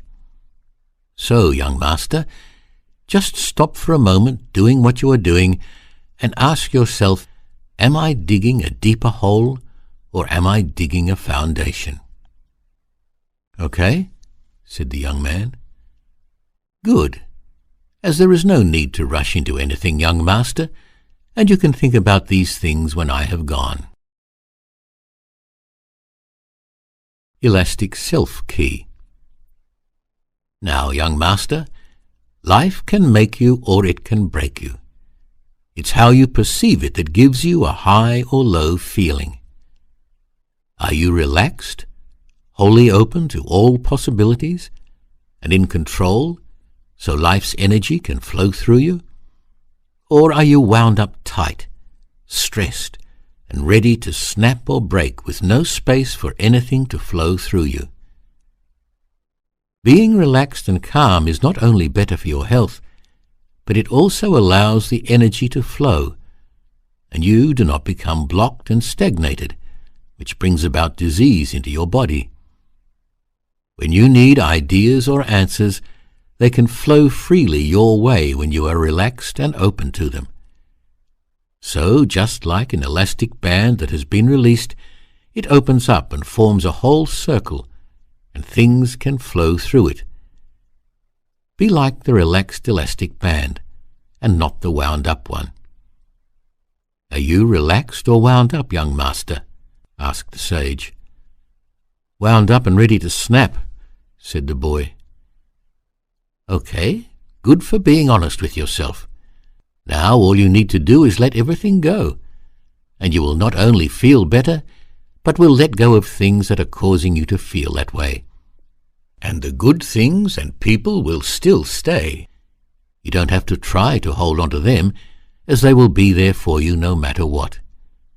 If they do go, then better that way, as they were never meant to be with you always. Do you understand this, young master? Yes? Can you let go? I'll try. Good. That's all you need to do, is try, and try. The sage smiled a bit. You will do great, young master, and it will all unravel itself when you do, and you will be free, open, and relaxed. And what a blessing that will be. Cards Key. Now, young master, life is like playing cards. You have many cards to play with in this game called life. It's up to you to decide which ones you are going to play at any given situation, knowing it always has an effect on the outcome of the game, which in this case is your life. So what are some of these cards I am talking about? Well, they are your happiness card, sadness card, father card, mother card, teacher card, nurse card, student card, love card, hate card, judgment card, help card, encouragement card, uplifting card, destruction card, jealousy card, laughter card, joy card, brother card, sister card, and so on. You have the power to choose, so play your hand wisely and win in the long term. Which card are you busy playing this game with at the moment? I'm not sure, said the boy. What about the judgment card? Are you not judging yourself, that you are not worthy of living this life? You are judging this life, and you judge it not to be good, and you want out. Yes, maybe, said the unsure young man. It is all about recognition and becoming aware, as once you recognize the pattern, you can become aware in how to change life for the better by playing another card. Also, look which card you have in the front of your pack. What is the main card that you are seeing all the time? Because that card is the power card that will influence your life by bringing those qualities to you. So, if you don't like what is happening to you at any given moment, then change the front power card of your pack to one you like. And by doing so, you not only change the visual look, but also energetically too, so there will be no more power over you. I always find the best card to focus on, and my front card is that beautifully uplifting card called Unconditional Love, as it is so powerful and brings the most magnificent things to it. Its power is beyond measure. The other card I always like to play is the Joker card. Be the fool, the clown, and learn to be light-hearted. Have fun. Joke around and laugh at not only yourself but at things. See life as a cartoon, where you don't take life too seriously. Can you do this, young master? Change your card to change your focus? Yes, said the boy. Excellent choice, young master, said the sage. And if you're not sure which one to choose at first, just choose any one that's positive. Light-dark key. Life, young master, is the colour you see it as, and when you are in a dark space you don't see any colour. You cannot see which way to go, where to take the next step. Seems like there is mist around you all the time, said the sage. Light is intelligence, and light is love. It offers high vibration, warmth, growth, colour and vision. It never tells you what to do or how you should go about life. Love is the highest vibration in the universe and will always prevail above all other energies, stated the sage. Dark is ignorance, and it offers dense vibration, hate, death, vengeance, judgment, wilting, non-growth, blindness and self-destruction. And beware of any entity that encourages or teaches any of these. Then you know they don't have your best interest at heart, or anyone else's. So find the switch and turn on the light, said the sage. I am leading you to the light switch, but it's up to you to turn it on or not. But once you do, you will see a whole different life, a life of wonder, a life of beauty, a life of the most magnificent colours, textures, all the different sizes of things great and small. You will be able to start smelling sweet things too, and smell all the tantalizing fragrances that this plain offers. You will take the time to smell the flowers, to look at the fine display of nature that is all around us, and you will do all this in harmony with nature, and you will not want to destroy anything so beautiful. How does that sound, young master? Does it sound mouth-watering? Yes, it does. Well, it can all be yours along with everyone else who turns on the light and lives in the light, said the sage. By the time I go, I would have put your finger on the switch. All you have to do is turn it on, said the sage happily. Sunrise-sunset key. Young master, in the morning at sunrise when you awaken, say thanks to the Great Spirit for another beautiful day to improve yourself and for the chance to learn something new to add to your character, said the sage, smiling. Every day is a new day to experience yourself, a rebirth, time to add to your growth, a time to allow your thoughts to create your paradise. It's a new day to recognize yourself, challenge yourself, better yourself, and to release your karma. Send love, light, and peace to the world and your healing vibration to the planet and to all that inhabit her. And in the evening at sunset, take the time to reflect on your day. What did you learn, see, experience, acknowledge, and express? What character within you do you want to release? The sage was still smiling and then said, In bed before you sleep, young master, visualize your day ahead of time. See yourself getting up and doing all the things that you want to do in the order that you want to do them. This way you are creating the conditions for it to happen smoothly. Place light and intention around your day. It is taking part of yourself there beforehand and setting everything up. It is like when you think of the past, and you can see yourself doing things that you have already done. Well, it's like using that same principle and going ahead of yourself and doing the things you want to do. And you can imagine doing them by using your imagination.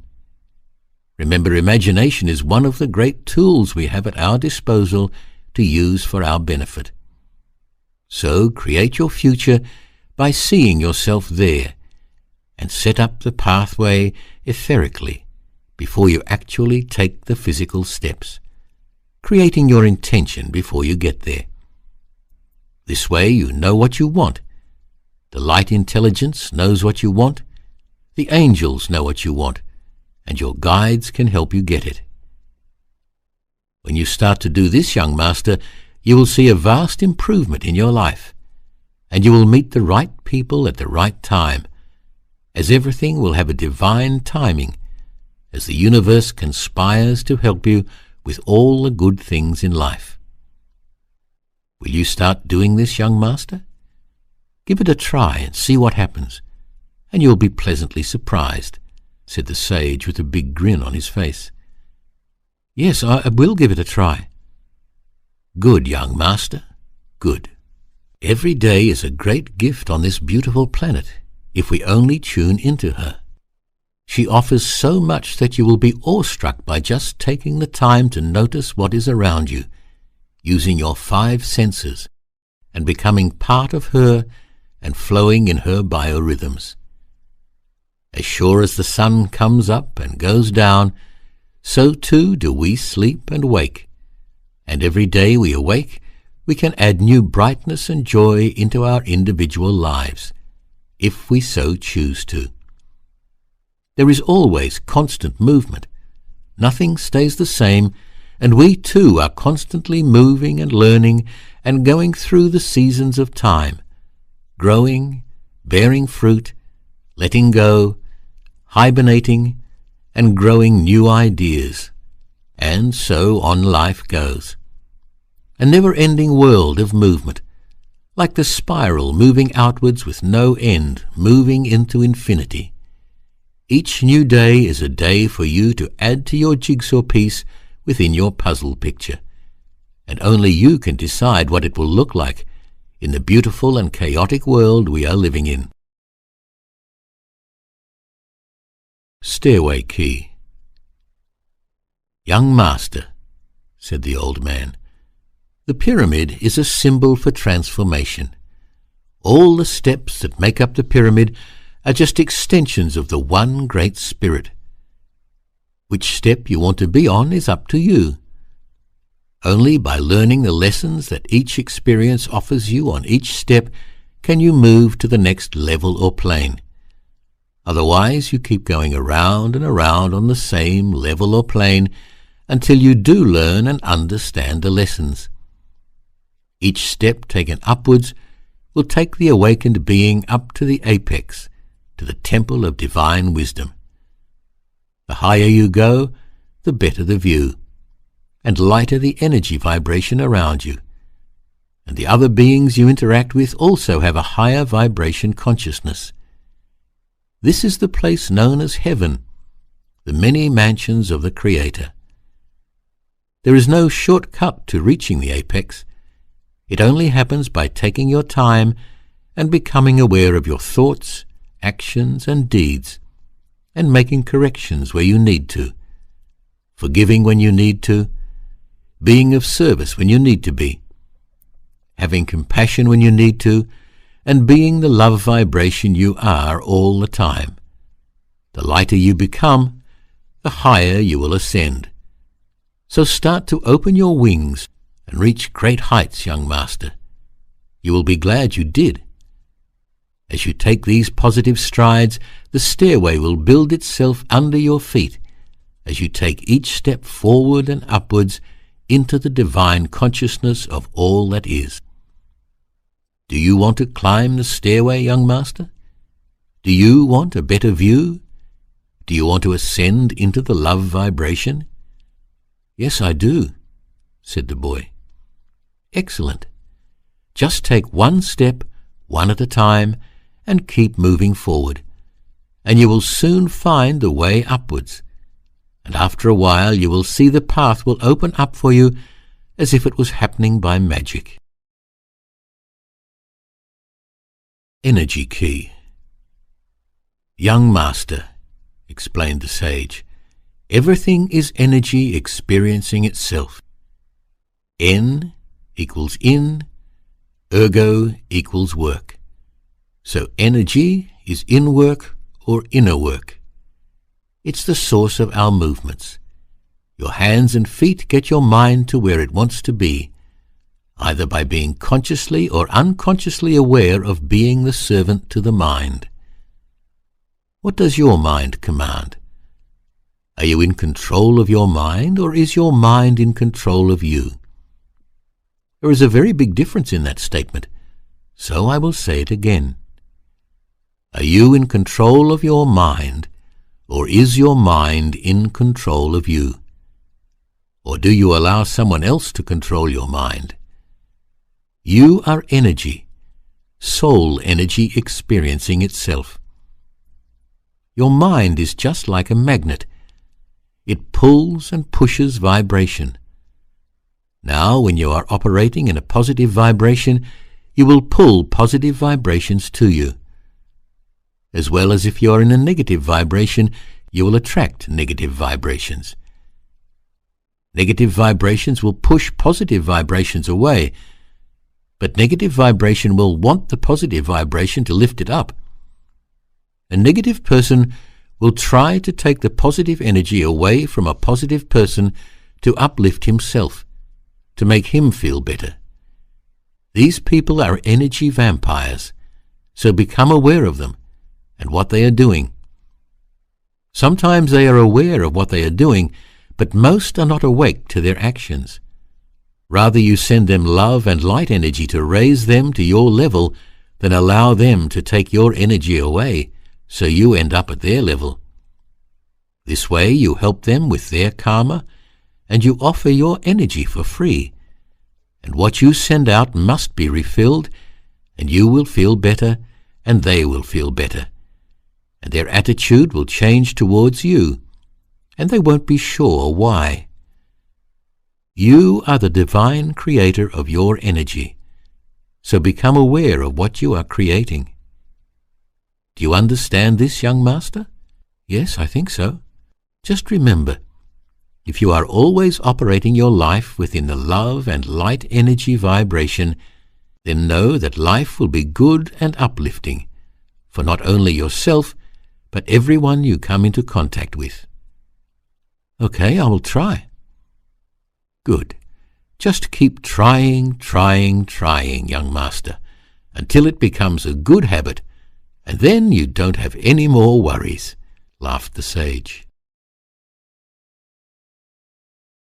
Snowflake Effect Key. Have you ever seen snow, young master? Asked the sage. No, replied the boy. Well, snow is frozen water turned into ice flakes, and is very beautiful when unspoiled, said the sage. Life is like a snowflake falling onto a mountain peak. You earth yourself, and you exist there with all the other snowflakes. But if you are a positively charged snowflake, other snowflakes will be attracted to you. This creates more energy, and the joining of this energy will become stronger and stronger the more other snowflakes join your energy.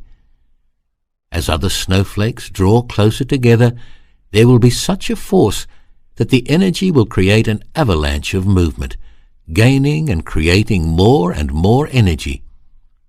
By being positively charged, you can accomplish anything you set your mind to. Although snow can be used in recreational fun by others to enjoy, it can also be deadly when out of control. So always control your energy, stated the wise old man. Always control your energy. Transformation Key. Young master, if you have the passion to do something, then your decisions will give it power to happen. You just need to know what your passion is. Now is a good time for you to think about bringing transformation to your life, as you cannot carry on the way you are looking at life.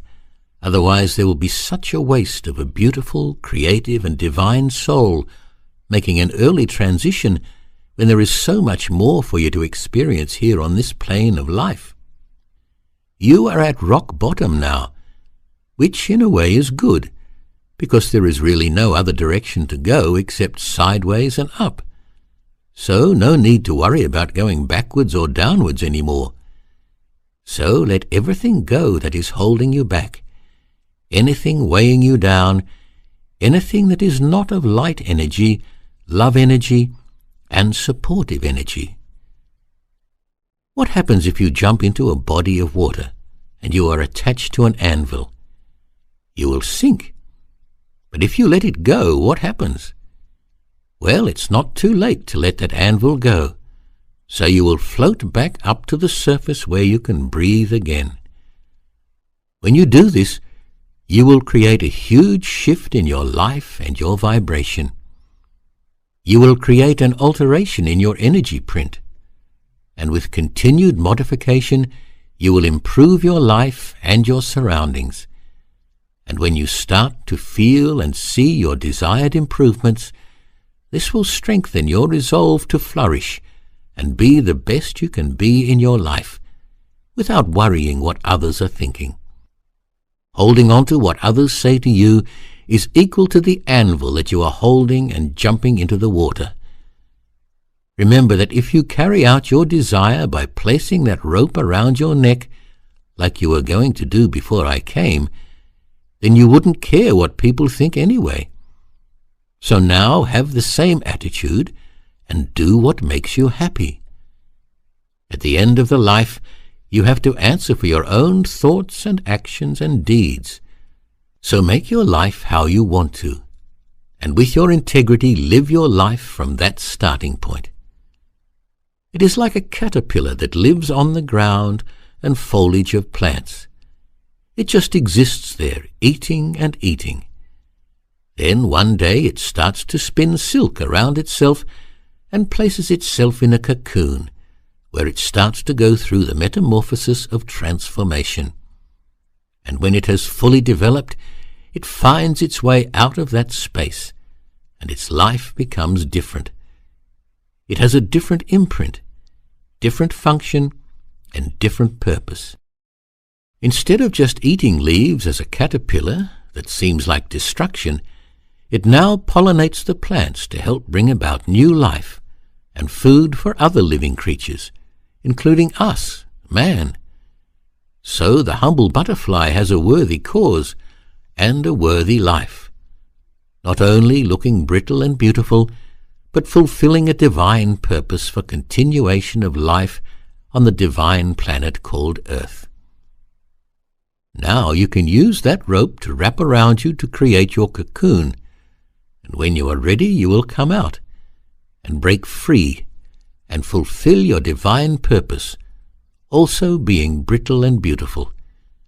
Brittle on the outside, but beautiful on the inside, which will radiate outwards for everyone to see and feel. And you will help in the continuation of life, as the humble butterfly does. All you need to do from this moment on is to alter your thoughts to those of you are worthy, you are love, you can offer love, you are light, you will light other beings' paths, and you are peace, and you can live in peace. And the rest of the good vibrations will be attracted to you to help bring about your transformation. So, like the life cycle of the butterfly, which has 3 stages, so do we. We start as a baby, then become the teenager or student, and then we leave home and become the teacher, as well as staying the student, co-creating our lives. And we can also help other beings in their lives, but we should stay humble and only help those who ask for it or need guidance in it. "What do you choose, young master?" smiled the happy old man. The old man put his palm out towards the boy who was about to speak. "No need to say anything, young master. Hold your words. Actions are greater than words. There is so much to look at and to do in this life that sometimes we become defragmented, and our energy is everywhere. We don't know what to do, where to go, as there are so many options. So you need to find a way to pull yourselves back together to be able to create something worthwhile and meaningful in this lifetime. The way I like to look at life is through the eyes of photographers who use the camera to choose the subject that they want to capture, and then they narrow down the view and bring it into focus, concentrating on one subject, focusing on one thing at a time, doing one thing at a time. They then prepare their shot, focusing on the subject at hand and getting all the conditions and settings right before pressing the button to capture the desired picture. It takes a lot of trial and error before capturing that perfect shot, but they keep practicing and keep trying new settings, new angles, new speeds, new distances as well as different lenses, and then put all that knowledge together with the correct amount of light and speed to capture that perfect moment in time. So too should we focus on a project like this, one at a time until completion, until we reach our goal that we have set, and then move on to our next project. Do you understand what I am saying, young master? Yes, I think so. Do one thing at a time, young master, and do it to the best of your ability and how you want to do it. Life is one big learning curve, and you will never stop learning if you are open to it.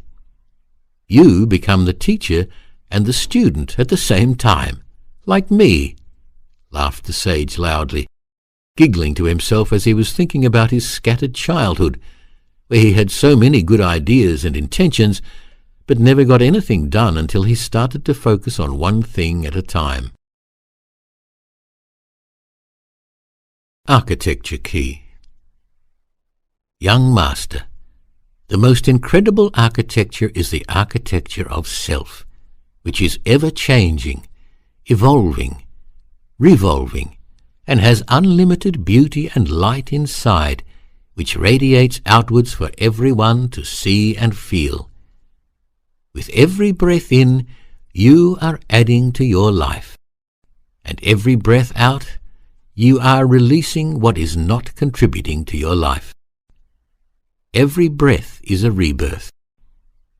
Remember, said the old master, you are the master designer, builder, and maintainer of your inner and outer life. You are the one that puts it all together to be the final product that everyone will see, admire, and comment on, as well as want to be part of, if you capture the imagination of others. So grow to be that masterpiece you are, and be mysterious, be different, be your authentic self, and most importantly, be yourself. There is no one like you, and I mean no one. You are your unique self, so be it, and live it, and build it your way. Iceberg Key. Do you know what an iceberg is? Asked the sage. Yes, said the boy. Excellent. You are quite knowledgeable, aren't you, young master? Smiled the sage. Now, if you look at an iceberg, What you see outside the water is minuscule compared to what's under the water. And we too are the same. What you see outside of yourself is minuscule compared to what's inside yourself. And what's inside yourself is more important than what's outside yourself.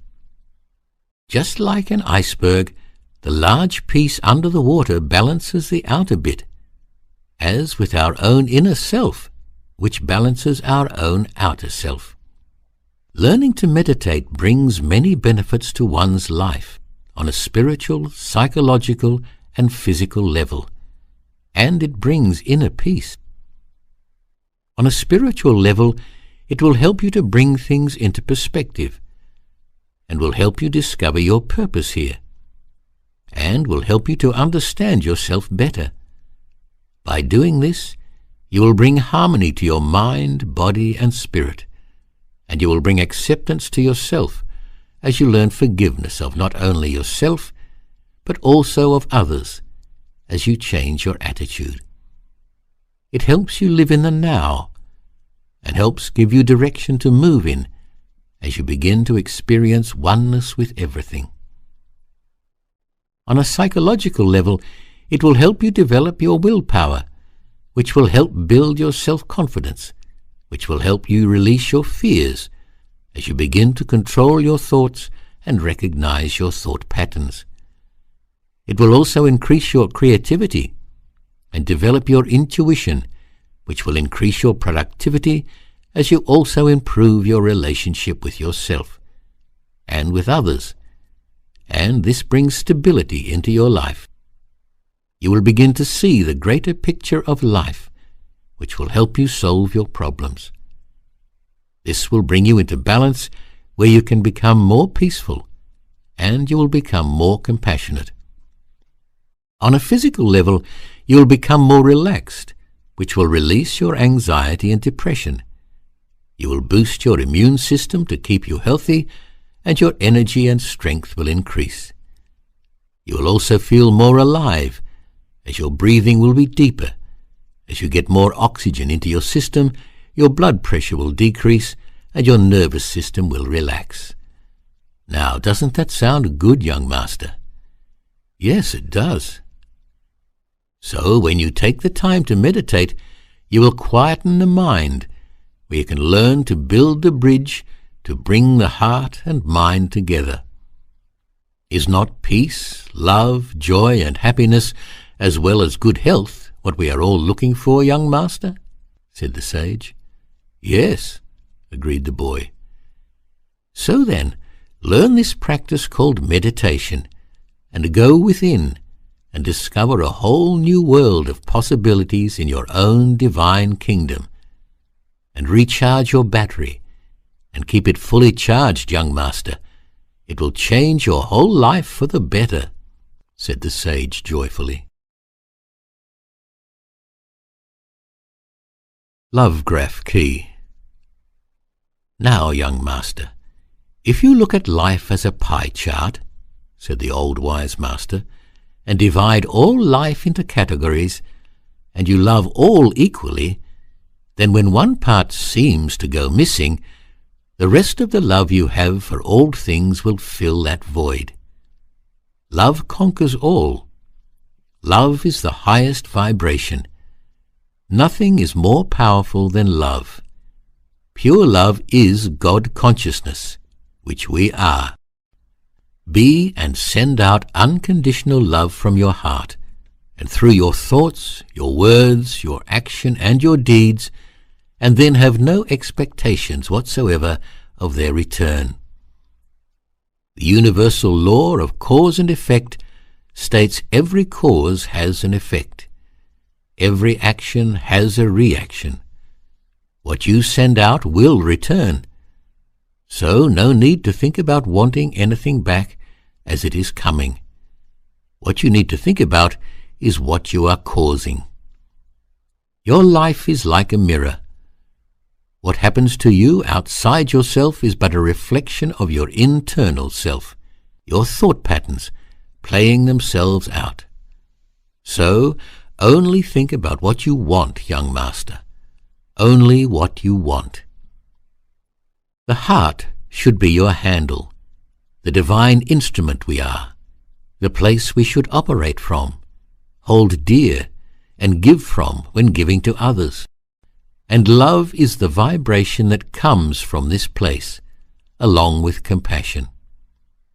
Young Master, when you decide to make the journey to the center of your being, the center of your heart, which I have said before is no easy task, but one you must do alone, like walking the labyrinth, it's a sacred journey the individual makes inwards to the center of the heart, walking their own divine blueprint. It helps quiet the mind. It helps in reflecting upon one's own life. It helps in self-healing. It helps one to become self-aware, which can bring one into a peaceful state of being. As in our life, which is full of turns and sometimes seems like we are going backwards, we keep moving. And as we move, we are taking those vital steps forward and inward, as the journey of the labyrinth takes us north, east, south, and west. It takes us around and about, but eventually, with persistence, we get to the center. Once we master this journey, it leads us back to enlightenment, where we learn all is in perfection, and we let go, as everything is in the hands of the Great Spirit. Present key. Young Master, this key is very, very important to be aware of, said the Master. You cannot change the past as it has gone, but you can change your future by being happy and positive in the now, the present. The now will lead you to your future. Your future is how you feel and act in the now, explained the sage. Going inside of self is something everyone has to do as an individual sooner or later. So get to know thyself and live in the present, creating correct vibrations and intentions now, as this will be your future. The present is a gift from the Great Spirit, so treasure it. So if you cannot remember anything I have said to you today, remember this: live in the now, and live positively in the now, because what you think now will be your future, as one of the laws of the universe is the law of mentalism. As in essence the universe is mental, it is an infinite mind, so too are you and your mind. So don't limit your thoughts, because what you think you attract. So you can change your conditions by changing your thoughts. So use your imagination to create your divine magical kingdom, as you are a divine, magical, mystical being. The old wise man kept looking at the young boy with a grin on his face, stretching from ear to ear. The boy looked up at the sage, and a grin appeared on the boy's face.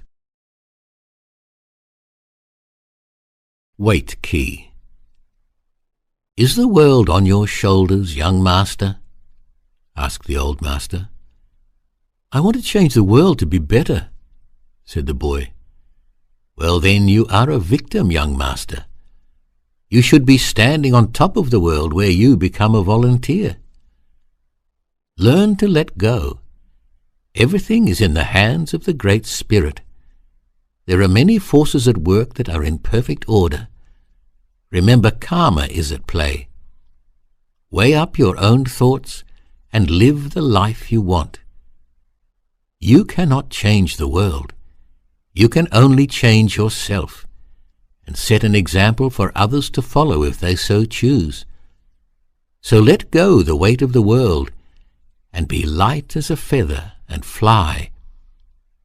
Many a master came before us, and they never changed the world. They changed themselves, and led by example. They passed on their knowledge to those they deemed worthy, and those who could recognize the master's intentions and could see the benefits in following in their footsteps, until it was time to go their own way and share their knowledge their way. And so the process goes on. Let go of that anvil and rise above the dense vibration into that of the light and weightlessness. Do you want to be the victim or the volunteer now, young master? The volunteer, said the boy, smiling.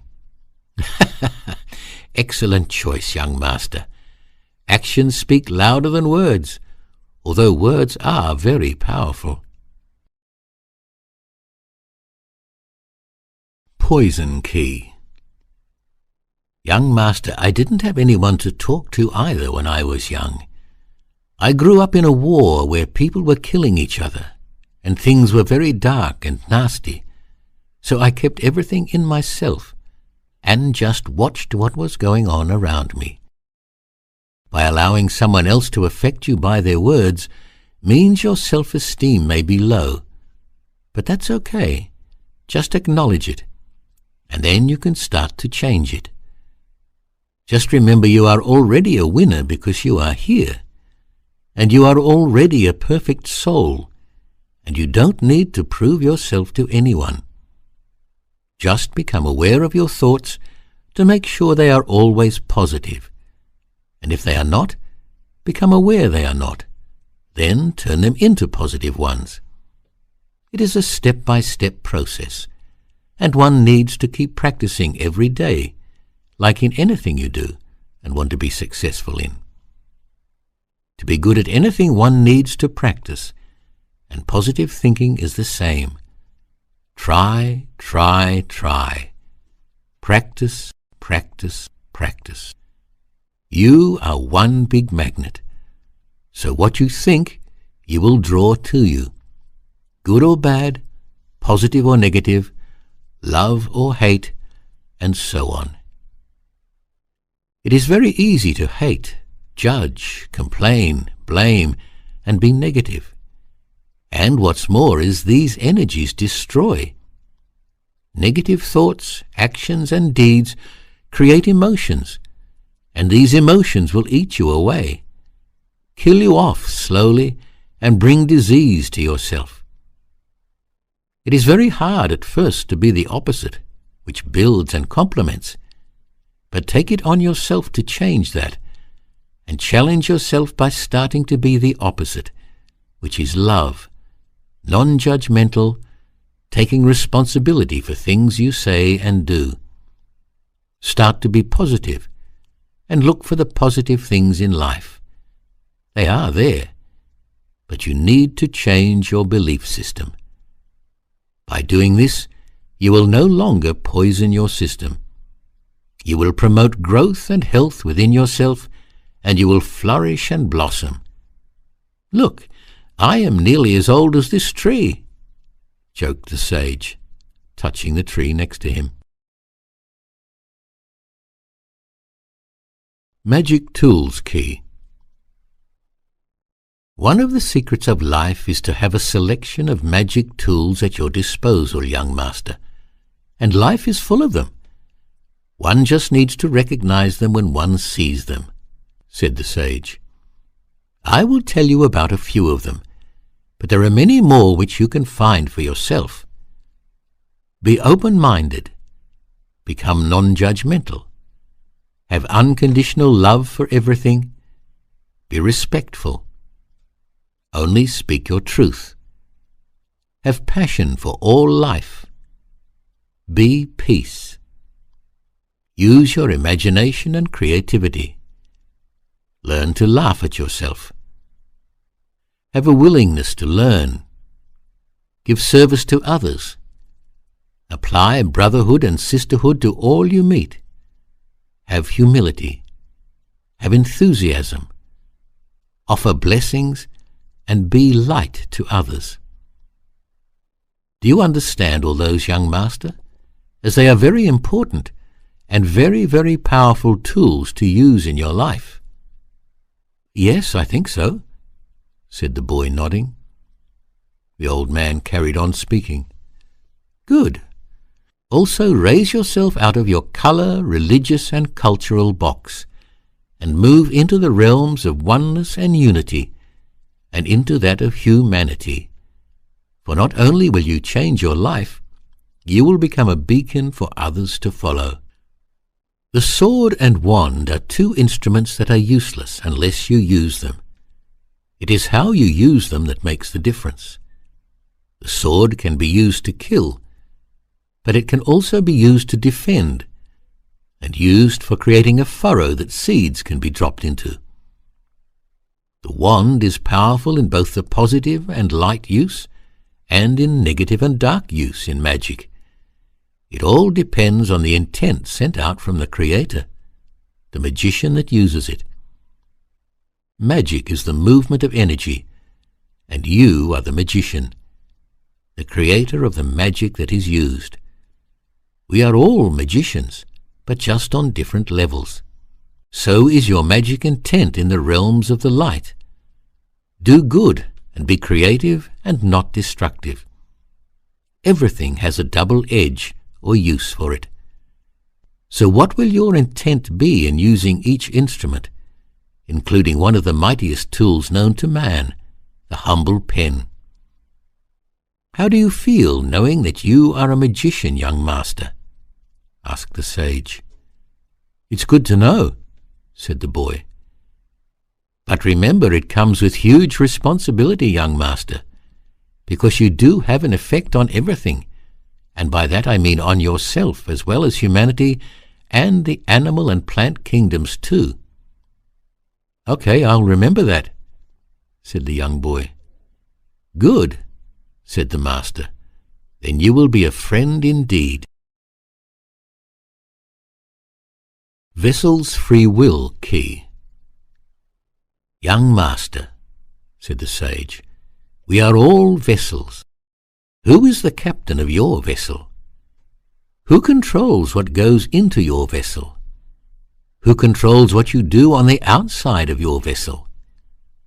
Who controls where your vessel goes? Not me at the moment, said the boy. Well, take control of your vessel and steer it using the light. By imagining we are all vessels on the water's surface, then is it hard to understand that we are all connected to the same source? No, said the boy. This planet is a planet of free will. We decide everything for ourselves. So don't allow others to impose their free will on yours, and don't impose your free will on others. We need to coexist all together, and we can if we operate from our heart center and in unconditional love. But until that happens, live your life as best as you can with no negative thoughts or actions, as hard as it may be, especially when something affects you directly. But that is your challenge, as we are all connected. So share your love and light with others who are unaware, and with others who are looking to find it. Mirror Key. Young master, said the old man, what is on your mind reflects outwards and will be felt. The vibration you generate inside is what will mirror outwards. If you don't have anything nice to say, don't say it. Don't even think it either. Reconnect your mind, body, and soul. Look at yourself deeply in the eyes in your mirror and say to yourself, I love you, and mean it. Really mean it, said the sage. It will take time and perseverance to do this, as you will not be comfortable in doing this at first with yourself. Then, after trying, you will be able to do it proudly and confidently. Then you will be able to really face life with self-confidence and a knowing that all is more than okay. And you would have regained your power again to become your mastered self. What you see is what you get back. Give yourself time to reflect inwards. The sage smiled and said, Laughter is a stress reliever, so learn to laugh at yourself, young master. It will brighten up your day. How are you feeling at the moment, young master? I'm feeling energized, but lost for words. "That's okay, young master. Actions are better than words anyway," laughed the sage. Rainbow Self-Key.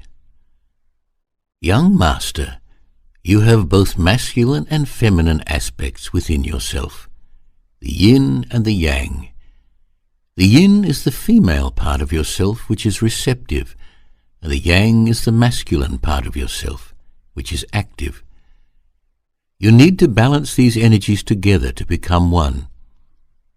The right-hand side of the body up to the neck is the male side.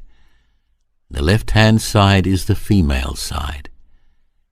They cross at the neck area, and the right-hand side of the brain is the female side that is creative and artistic, and the left-hand side is the male that is analytical, the side you are trained to use at school. So you need to merge both sides to be analytical, but also to be creative and artistic. You must tap into the huge resources both offer, as you need to give and take, omit and receive. Men need to balance their male self with their female self, and women need to balance their female self with their male self. You have many layers and aspects to yourself. To master them, you need to turn inwards and peel away the layers to get to the center where you will find goodness, freshness, and exotic beauty.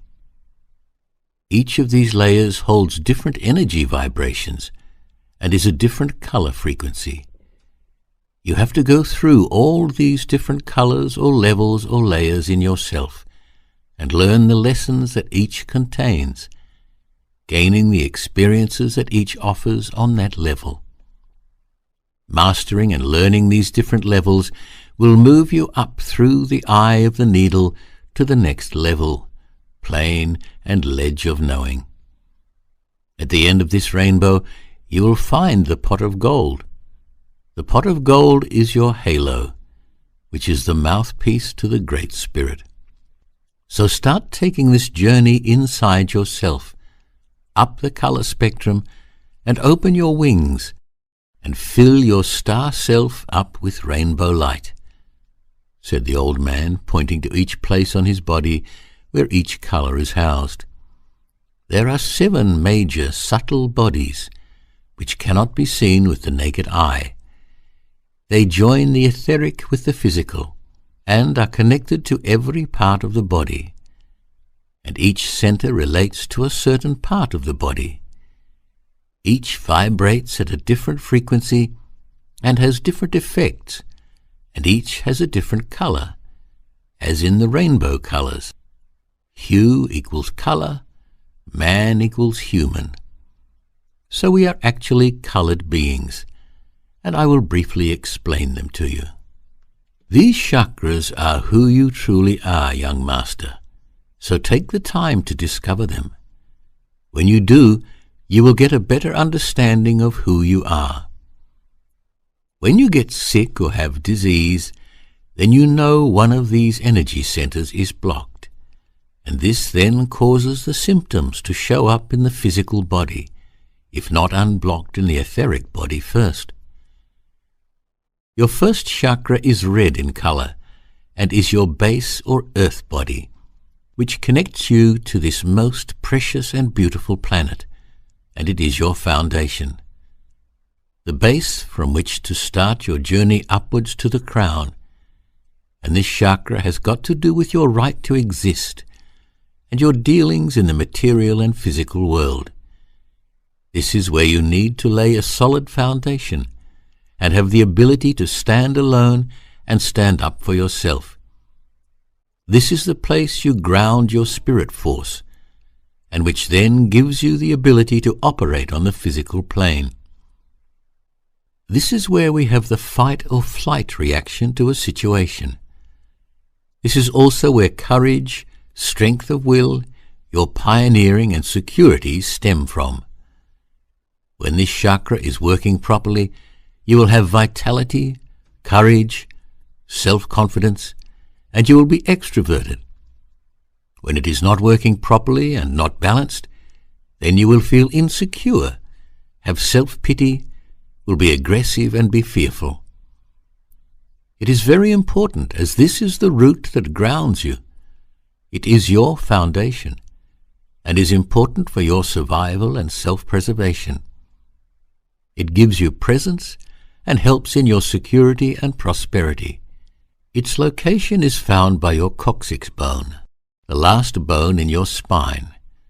So visualize an energy flowing out of this area, like a plant root flowing and growing downwards into Earth's spirit, Mother Gaia's heart center, and ask her to accept your earth body energy and to help ground you and balance you, and to also help absorb nutrients, minerals, and other elements that your body requires to function properly and to keep you healthy. Feel and see this root anchoring your body deep and strong in the earth body, said the sage, as he pointed from his coccyx to the ground below him. The next chakra or energy body is the sacral and is the color orange. This is the chakra of water, where your emotions are housed. This is the area of your sexuality, where your desires come from, where your self-gratification flows from, and where you come to accept yourself and allow your feeling of pleasure to take place.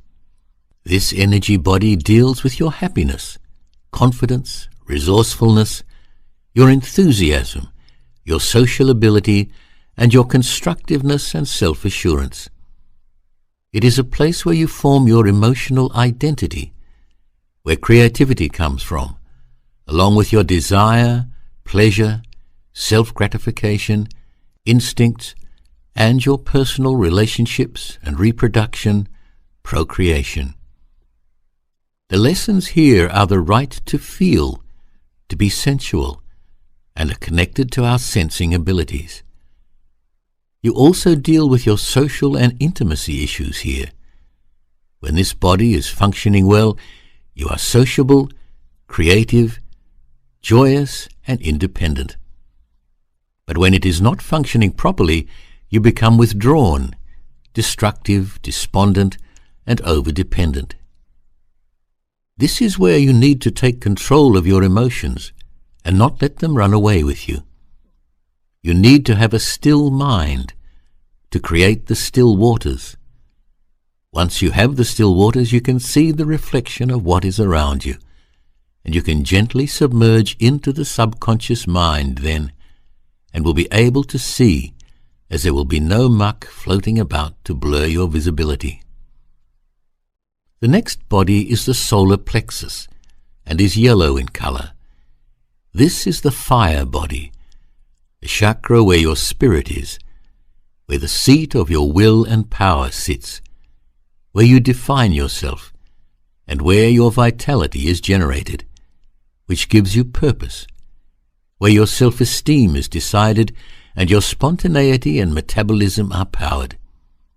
It's also the place where your ego operates from. Your lessons here are to gain personal power, your right to think, where you need to balance your intellect and where your self-control is housed. This is the place where your sense of humor comes from. Here you must take the reins and be confident and control your life. When positive, you are alert, optimistic, confident, and good-humored. But when negative, a feeling of inferiority comes in, and you begin to be over-analytical, sarcastic, and you become pessimistic about your life. You are a spirit, having an earth experience, so allow the clarity and wisdom to come through, as this will give you self-esteem to be all that you want to be. The next body is the heart, which is colored green and pink, the chakra of the wind or mind, the place of intellect, the place of reasoning and understanding objectively, the chakra dealing with touch. This is where love, self-acceptance, compassion, balance operate from. It also is where you must develop self-control and understanding. You need also to be able to adapt, love, have compassion, be generous, humble, romantic, and sympathetic from this place, as well as loving nature. It is your social point, a place where relationships happen, relationships with yourself and with others. Which way is the wind blowing?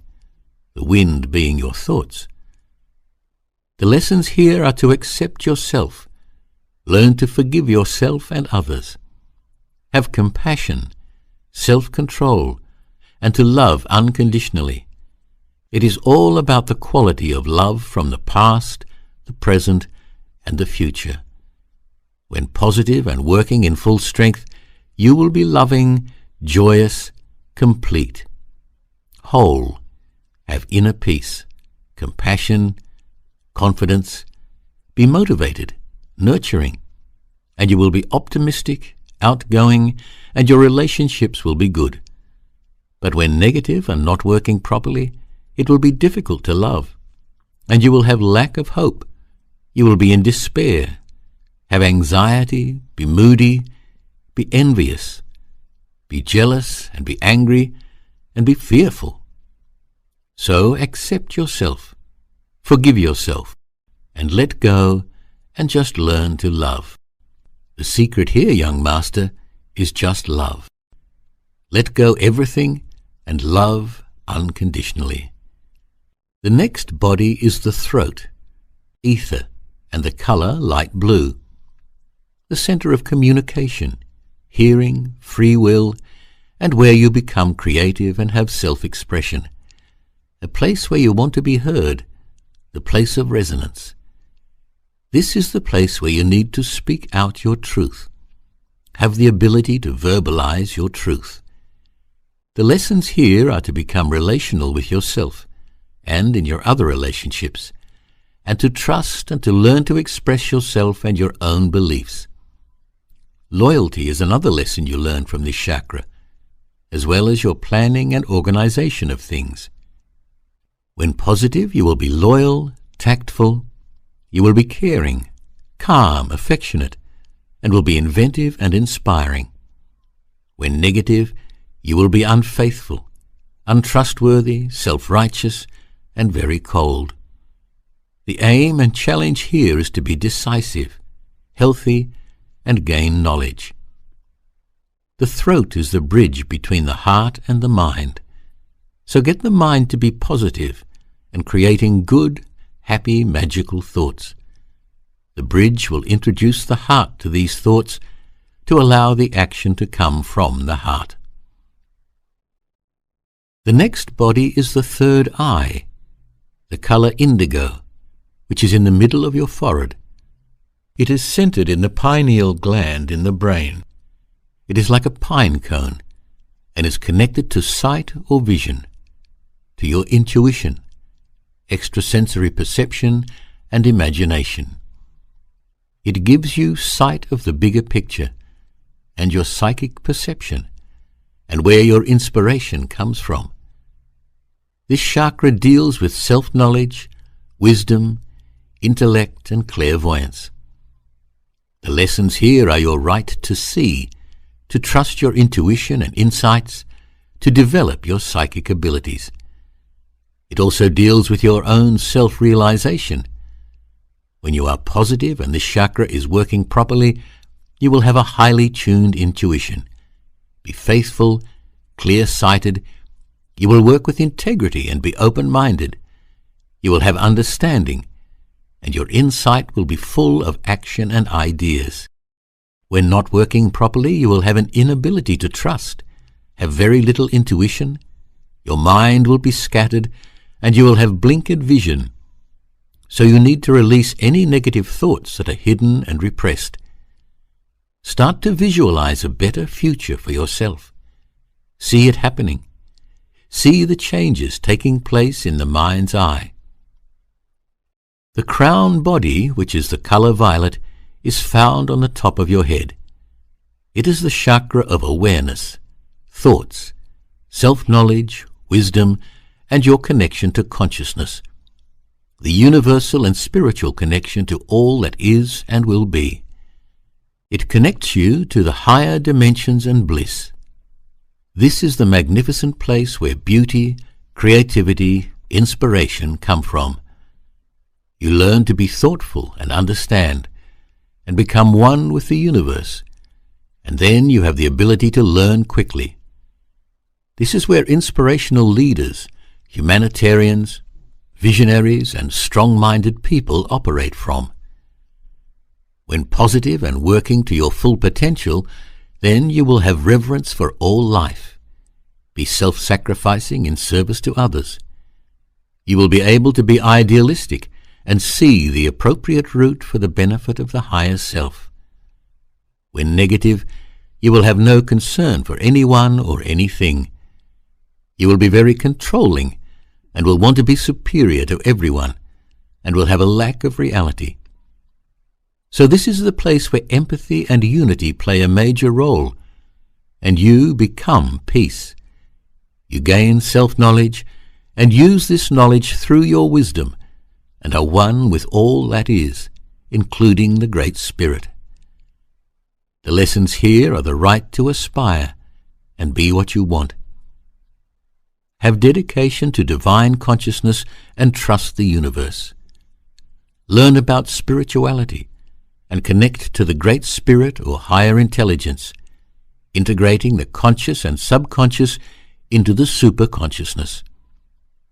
This is the place of silence, if you allow it to be, your own temple, the place of the 1,000-petaled lotus flower, which truly is beautiful. As the roots of the lotus flower anchor itself in the muddy and dirty waters, it still has the ability to create magnificent flowers for all to see. Be like the lotus. Anchor your roots, your foundation in the ground of the muddy waters. Still the mind, and the waters will become peaceful. The silt will settle, and as you grow into the air, the light, the openness, then know that in time you will bud the most magnificent flowers, and you will reflect outwards for all to see and feel. The aura is very important, young master, said the sage. One needs to keep it healthy and strong. This will keep you safe, protected and healthy. The aura is the place where something manifests first, then works its way into a chakra, which then manifests as symptoms in one of the chakras. Then the body becomes uneasy or in disease, and then you become ill and out of balance. The aura is energy that surrounds the body of all living things. When you come into the presence of a powerful being, what you are feeling is their powerful aura, the powerful energy they are giving off. When you are with a sick person, the aura is very weak, and there is no power given off, as it were. The aura also changes colors and vibration, depending on what is being thought about in the mind. So that is how powerful your thoughts are. They change your energy field that you have around you, and what you send out. Take the time, young master, to try and see the aura. Feel the aura. Place your two hands together and very slowly pull your hands apart and feel the energy between them. Then slowly move your hands closer and further away again and feel the build-up of this energy. Well, that is the energy you have and will continue to create until your passing. It is up to you how strong and healthy this energy is. Visualize your aura strong, bright, and healthy. See it like a balloon around you. Every day in the morning and again in the evening, visualize this balloon or cocoon of white light around you. It will help keep you safe, help keep you healthy, and help keep negativity away from you. Your aura is your protection shield, young master, so look after it and get to know it. So you see, young master, there is so much more to you than you ever thought. smiled the sage. Yes. So now you have something to focus on, instead of meaningless thoughts that only make you chase your tail or make you depressed, said the sage, still smiling. Get to know yourself. Get to know your chakras, and you will know thyself, and you will become a powerful master. Mother Nature Key. Young master, when you are feeling down or blocked in creativity, go do something outside in Mother Nature. Go for a walk, a run, climb, surf, or just sit against a tree, or on a rock or a piece of ground you are attracted to. This gets the energy moving and unblocks the stagnant self. Mother Nature's energy is a great healer and inspirer to one's soul's purpose. So get out there and interact with her. Her spirit is called Gaia, as I have said before. She holds you, feeds you, and brings all you have in this earthly world into being. Connect your energy with her by visualizing roots going out of your feet and going into her. Ask her to accept your energy and to bring balance and harmony to you. This will ground you, so you can bring into manifestation your dreams and visions. This will also help you bring all your 5 senses alive to see and feel and smell and hear and taste what is going on around you. Become like that photographer who looks at everything, including the tiniest things, looking for a potential image. Look at the colors, textures, light source, angles. This will make you feel alive. Then your creative juices will flow and you will create wonderful magic, said the sage. Mother Nature is surely wonderful and never boring to look at when you tap into her rhythm. Creating your space key. And there's more, young master, and this too is just as important. Just when you thought that was all you were going to learn today, laughed the sage. I know I have repeated myself a few times, but they are things you should listen to and take notice of.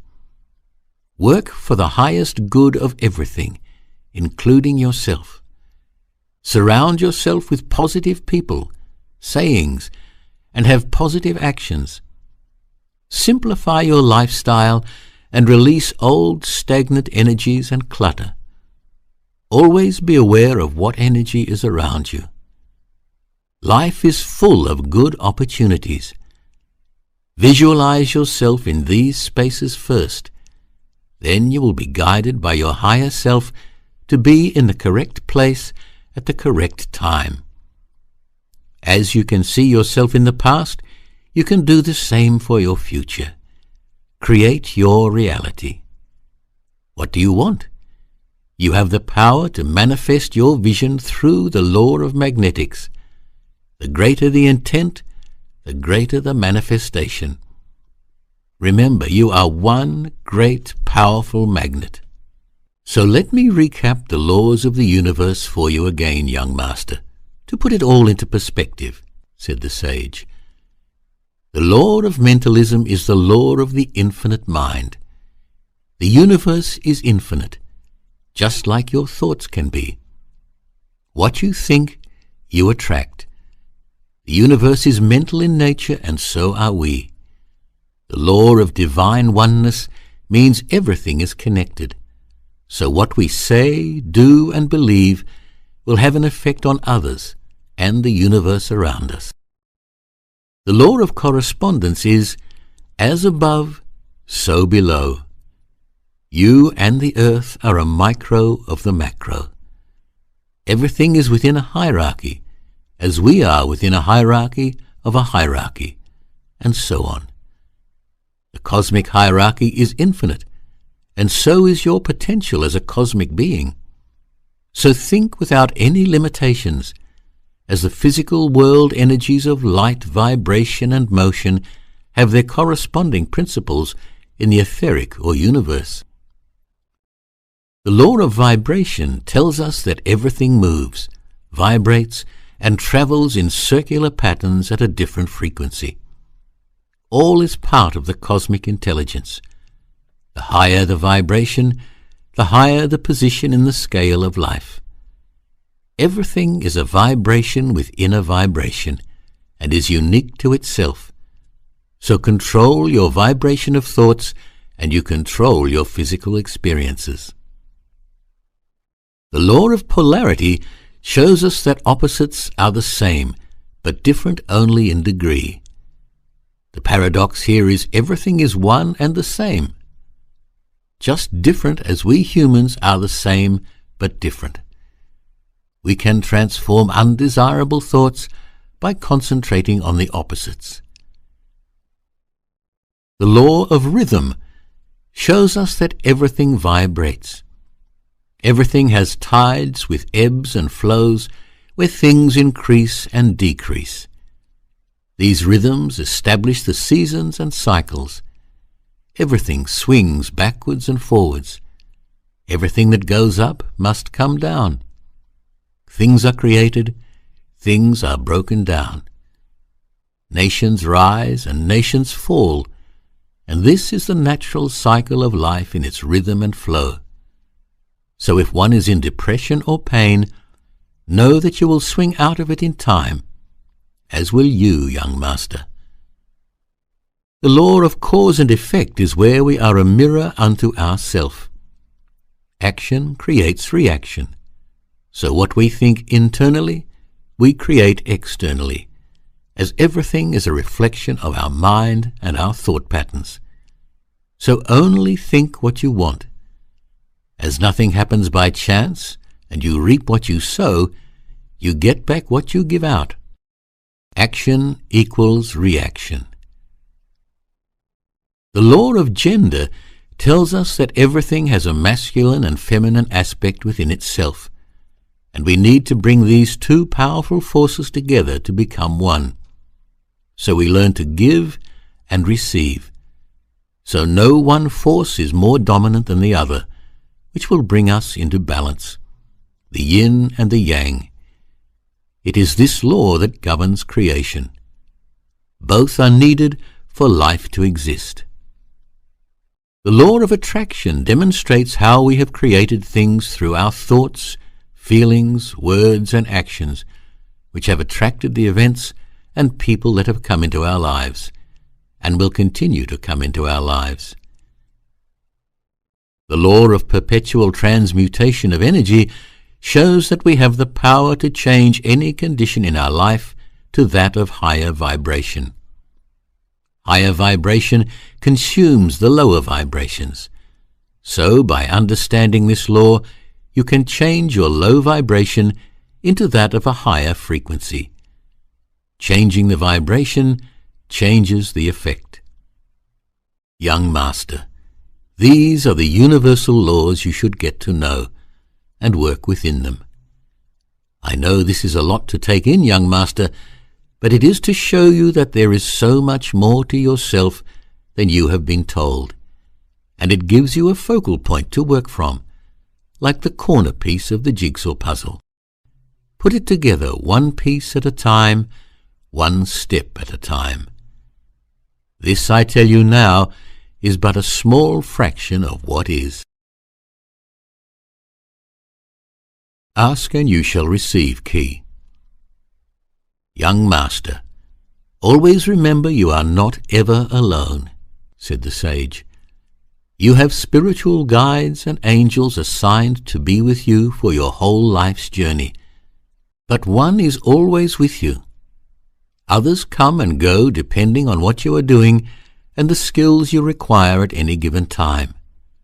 So this is when special guides and angels come to you and help you in your tasks, and then they go again. We also have our ancestors who walked these plains before us, who will always have our best interests at heart, even if we did not get on with them when they were alive, as once in spirit there is only love. We also have animal guides, animals that were a part of our lives, as well as powerful spiritual animals, that walk beside us in our daily life to guide and protect us. So learn to speak to your angels and spirit guides. They want to help you, aid you, and give you as much love as possible. But they cannot really help you unless you ask them to, as we live on a planet of free will, and they will never infringe on your free will. Take the time to quiet your mind, and you will begin to hear them communicating with you, or feel them touching you to reassure you that they are with you, and in some cases you will even smell them. They also communicate with you through your dreams, so start to notice what is happening in your dream state, as there are lots of messages being passed on to you. The angels also test your fear level in your dreams. The Archangel Michael is the grand archangel and will always help you in time of need by just calling his name. He is the great angel of protection, so ask him to walk beside you, giving you guidance and protection. He loves doing this for all mankind, and he can be everywhere at any given moment.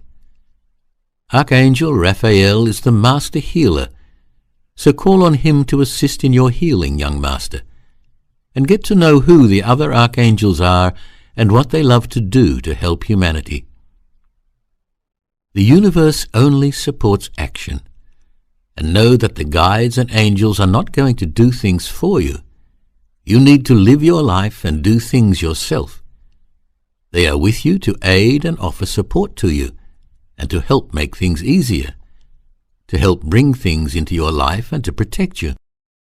But be aware, not your possessions, only your life. It's also very important to thank them, although they don't do it for your thanks. They do it because they love you. But a thanks is always welcomed.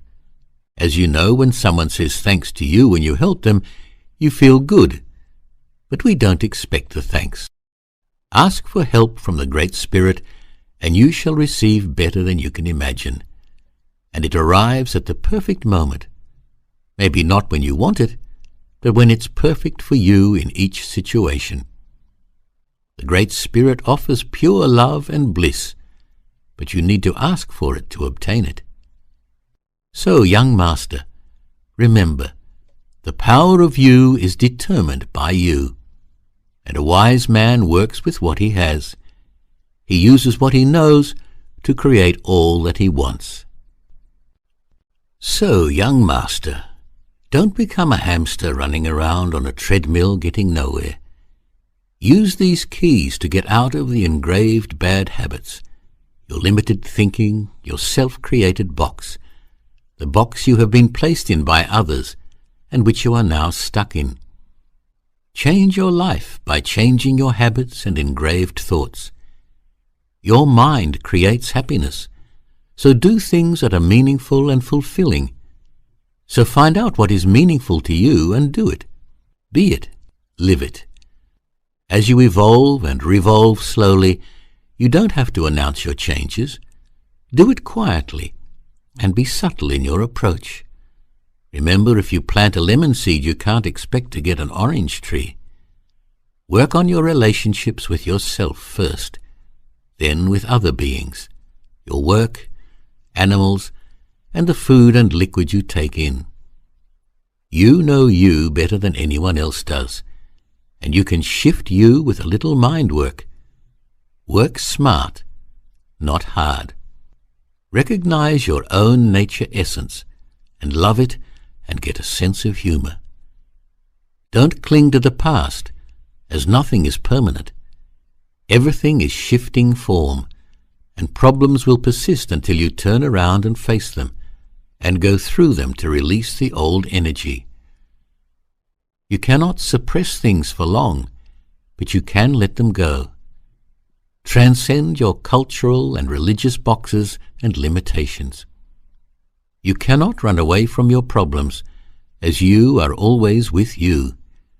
It is easy to be negative and to judge and have all the other nasty traits, but very difficult at first to always be positive.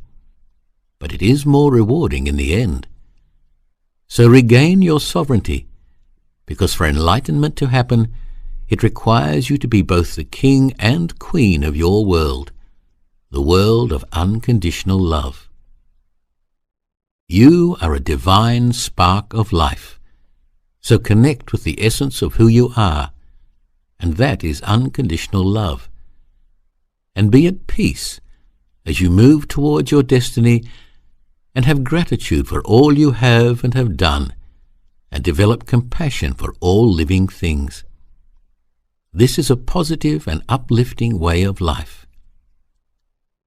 So, young master, said the sage, there is my master key that can open many openings for you to take you into the realm of the divine kingdom. Once you shift and change your attitude and use the key, you will see your life shift, as well as the other beings that will flow in and out of your space. It is a beautiful and wonderful vibration to be in once you take action in using it. I don't really know what to say, sir, said the boy, overwhelmed. You don't have to say anything, young master, and I am not a sir. I am equal to you as I am a divine, mystical, cosmic being like you, on my journey, and it's been a pleasure to share but a moment of yours. It's just I have travelled further and longer than you, and I have encountered some great teachers who have taught me about life and about me. So thanks are welcomed, but not needed, smiled the master. What would please me more is if you put these sacred keys into action in your own life, winked the sage, smiling. Rebirth, Art of Dying. Now, before I take my leave of you, I would like to pass on something equally as important, said the wise old man. The art of dying is something that should be worked towards. So embrace death. Don't fear it. Most people fear the unknown, but you can prepare yourself for your future incarnation. What I mean about this is that when you understand how the laws of the universe work, then you will live within its laws, so that you can have a great rebirth free from any baggage or karma from past actions. When you understand that actions create reactions, and with that determine your individual and our collective futures, then you will live in a way that will make sure your actions are always correct, positive, and loving. It is one inescapable truth that we all will eventually age and drop this earth body. But your soul carries on the journey, and it takes with it all the lessons you learnt and didn't learn, and you will reincarnate again in some other time and place, and you will be assigned these lessons again and again until you learn them, and go up through the eye of the needle, as it were, up to the next level or plane. The universe keeps balancing itself, and we are all part of the universe and its balancing. Reincarnation is a way in which you heal and balance aspects of yourself that you didn't get right the first or 10th or 100th time. You also bring about balance with other beings for what you did to them or they did to you. Karma is the universal way of balancing our lives by doing unto you what you do to another.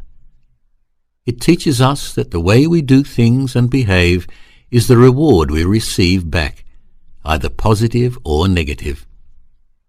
Karma is one of our greatest teachers and works in conjunction with our free will, so we don't have the right to interfere with another person's free will. And when we do, karma steps in and shows us what the interference is like by it happening back to the individual who interfered in the first place. Each and every individual will bear responsibility for their own actions.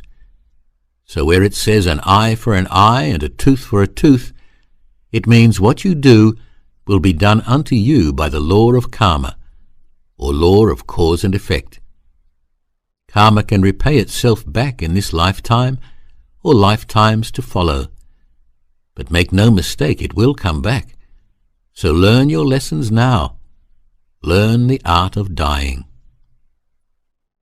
As in the art of war, the general should know his enemy to defeat them, so too should you know your enemy. Your enemy is not some outside force that you don't have control over.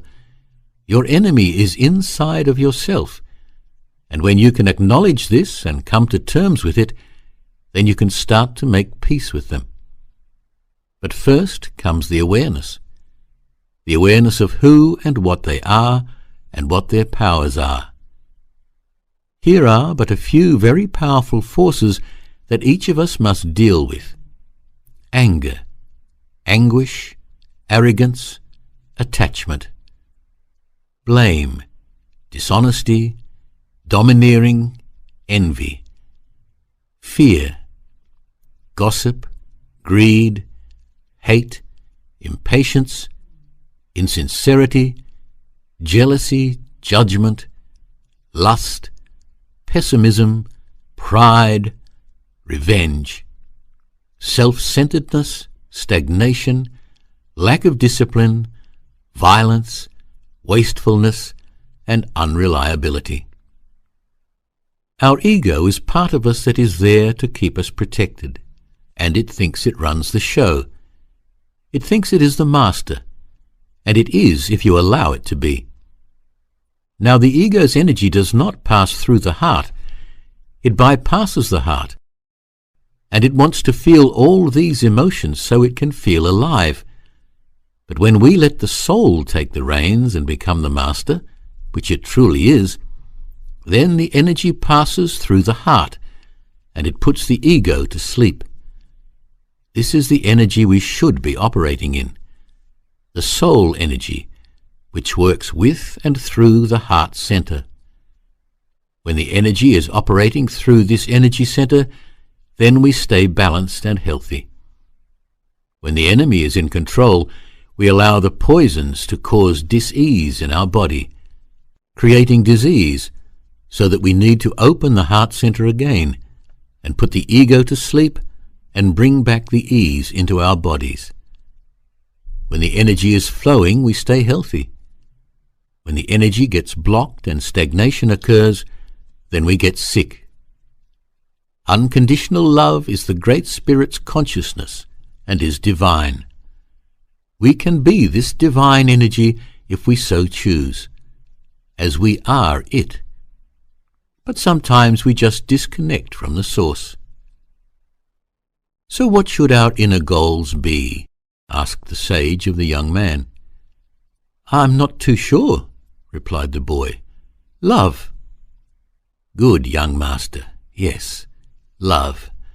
Not conditional love, but the highest love of all, which is unconditional love. We need to work towards having a pure heart, with no hidden agendas, no ulterior motives. Have humility and be humble, which is the energy of self-love. To work with integrity and have compassion. Have you heard about the story of your inner wolves? Asked the sage. No, said the boy. The story comes from the Red Indians. The story is about a very powerful positive wolf and a very powerful negative wolf, both competing for the owner's attention, and one of them wins and the other one doesn't. The one that wins goes on to accomplish many things. Which one wins? Asked the boy. The one the owner feeds, said the sage. So be careful which one you feed, as you too are the owner of your two wolves, as we all have these same wolves inside each and every one of us. So, young master, said the old man, know thyself, as the most important thing in your life is your own being. Without knowing the essence of your being, your heart will always remain empty and dissatisfied. Without recognition of who you are, without inwardly awakening, you stumble like a drunkard through a maze of meaningless limitations. We are all on a journey of self-discovery, and one of our main tasks is to create peace and unconditional love within ourselves, which will bring us into our mastered self. This master key will unlock your chains and shackles and bring you the freedom you seek," the old man whispered, as if he didn't want anyone else to hear. "I have told you that which will change your life. Now it is up to you to use the key to release yourself and walk through the door of knowledge and wisdom. But ultimately, it's up to you to do what you want with my message." "Do you have any questions, young master?" asked the sage. "Yes," said the boy. "What is my purpose for being here?" "Good question, young master. Your purpose here is to be yourself and to know yourself. Experience yourself, to learn the lessons of all that confronts you, the good, the bad, the beauty, the ugly, the light, the dark, the positive, the negative, and all the other things that come your way or pop up in your life. Every single thing that happens in your life is a lesson and a chance for you to experience the experience, so you can move up into a new vibration, a new level of knowledge or ledge of knowing. The whole object of life is to become whole, complete, one back with the Creator who is whole and one and is everything. Your purpose is to understand the workings of your inner self and to overcome your limitations, which are mostly self-created or come from people, groups, and organizations that are trying to impose their will on you with their ideas, teachings, and dogmas. And let me say, be very careful about any person, group, or organization that tells you this is the only way, the right way, and any other way is wrong. People, groups, or organizations that offer guidelines with no strict rules are more helpful and will have a lot more concern for your well-being.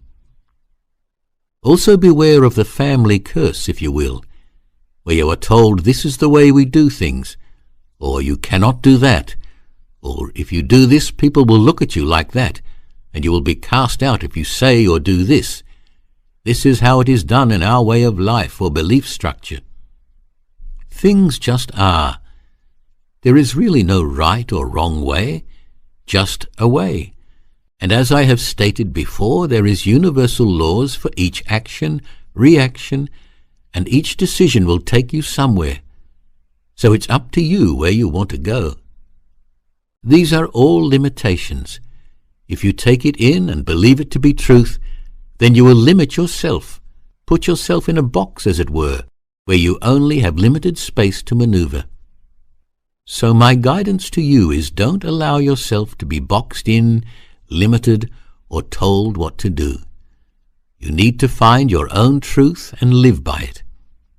Make your own story. Take a road that has not been traveled before. But remember, there are universal laws which govern everything, and you need to work within these laws. And this is just what's going on inside you, laughed the sage again. Now about outside you. The work you do is just an added bonus.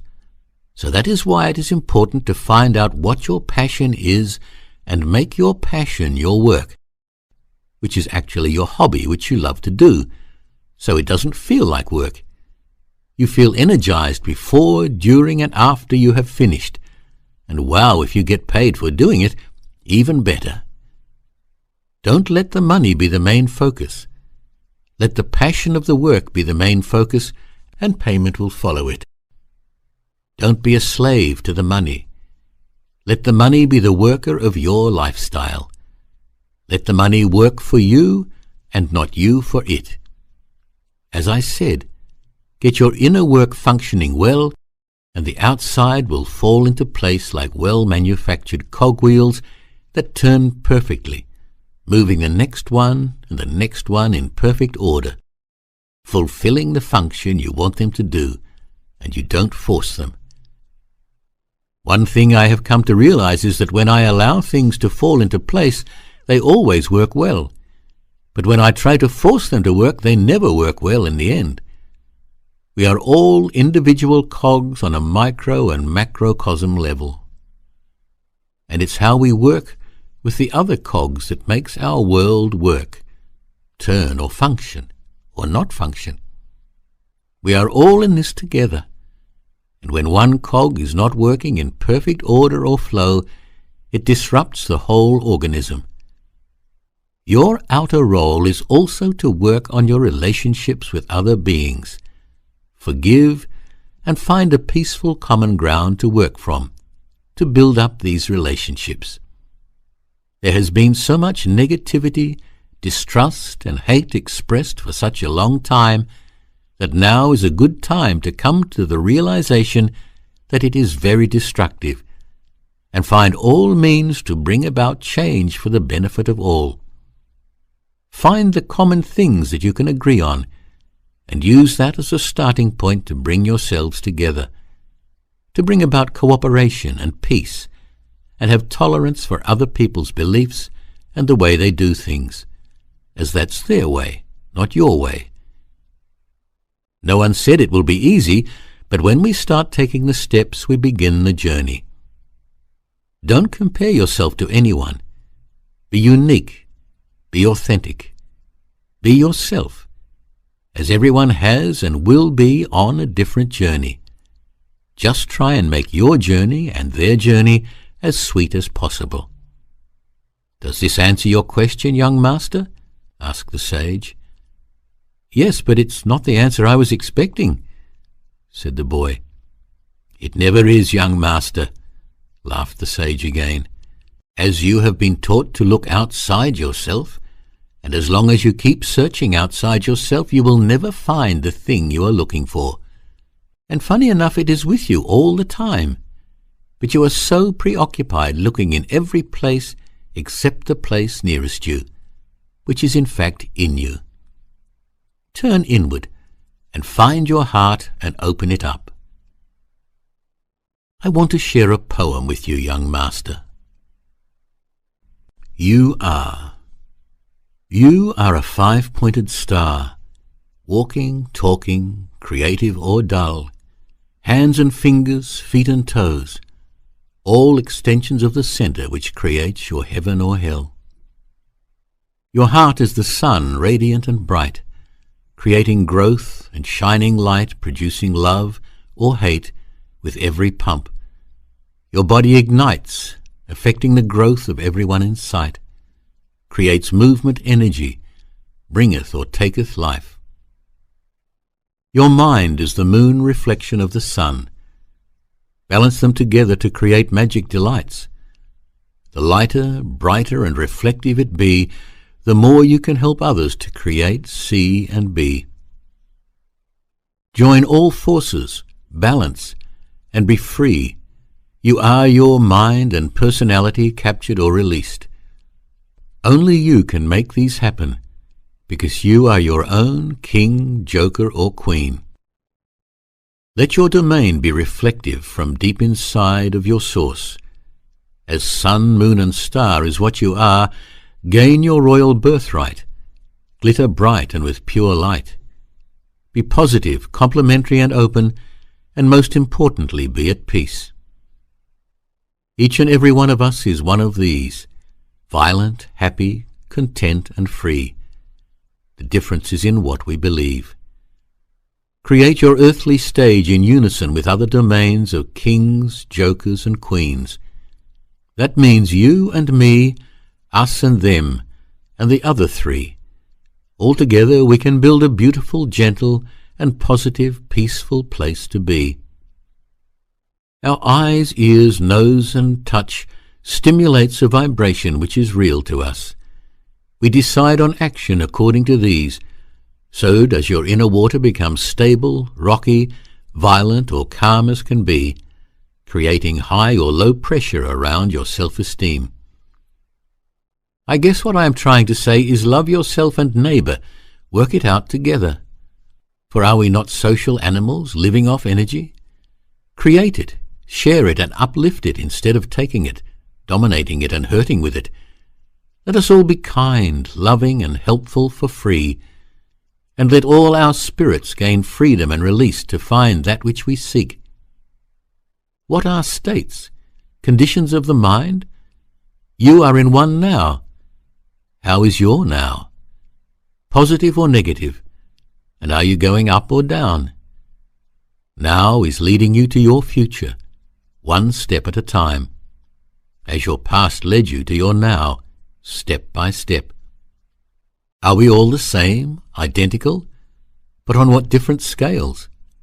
Because are we not movement of energy and cycles, perfect and effective on either side of the scale, which can be positive or negative, creating a spiral of ups and downs, heaven or hell, light or dark, love or hate, or creating or destroying for all to see?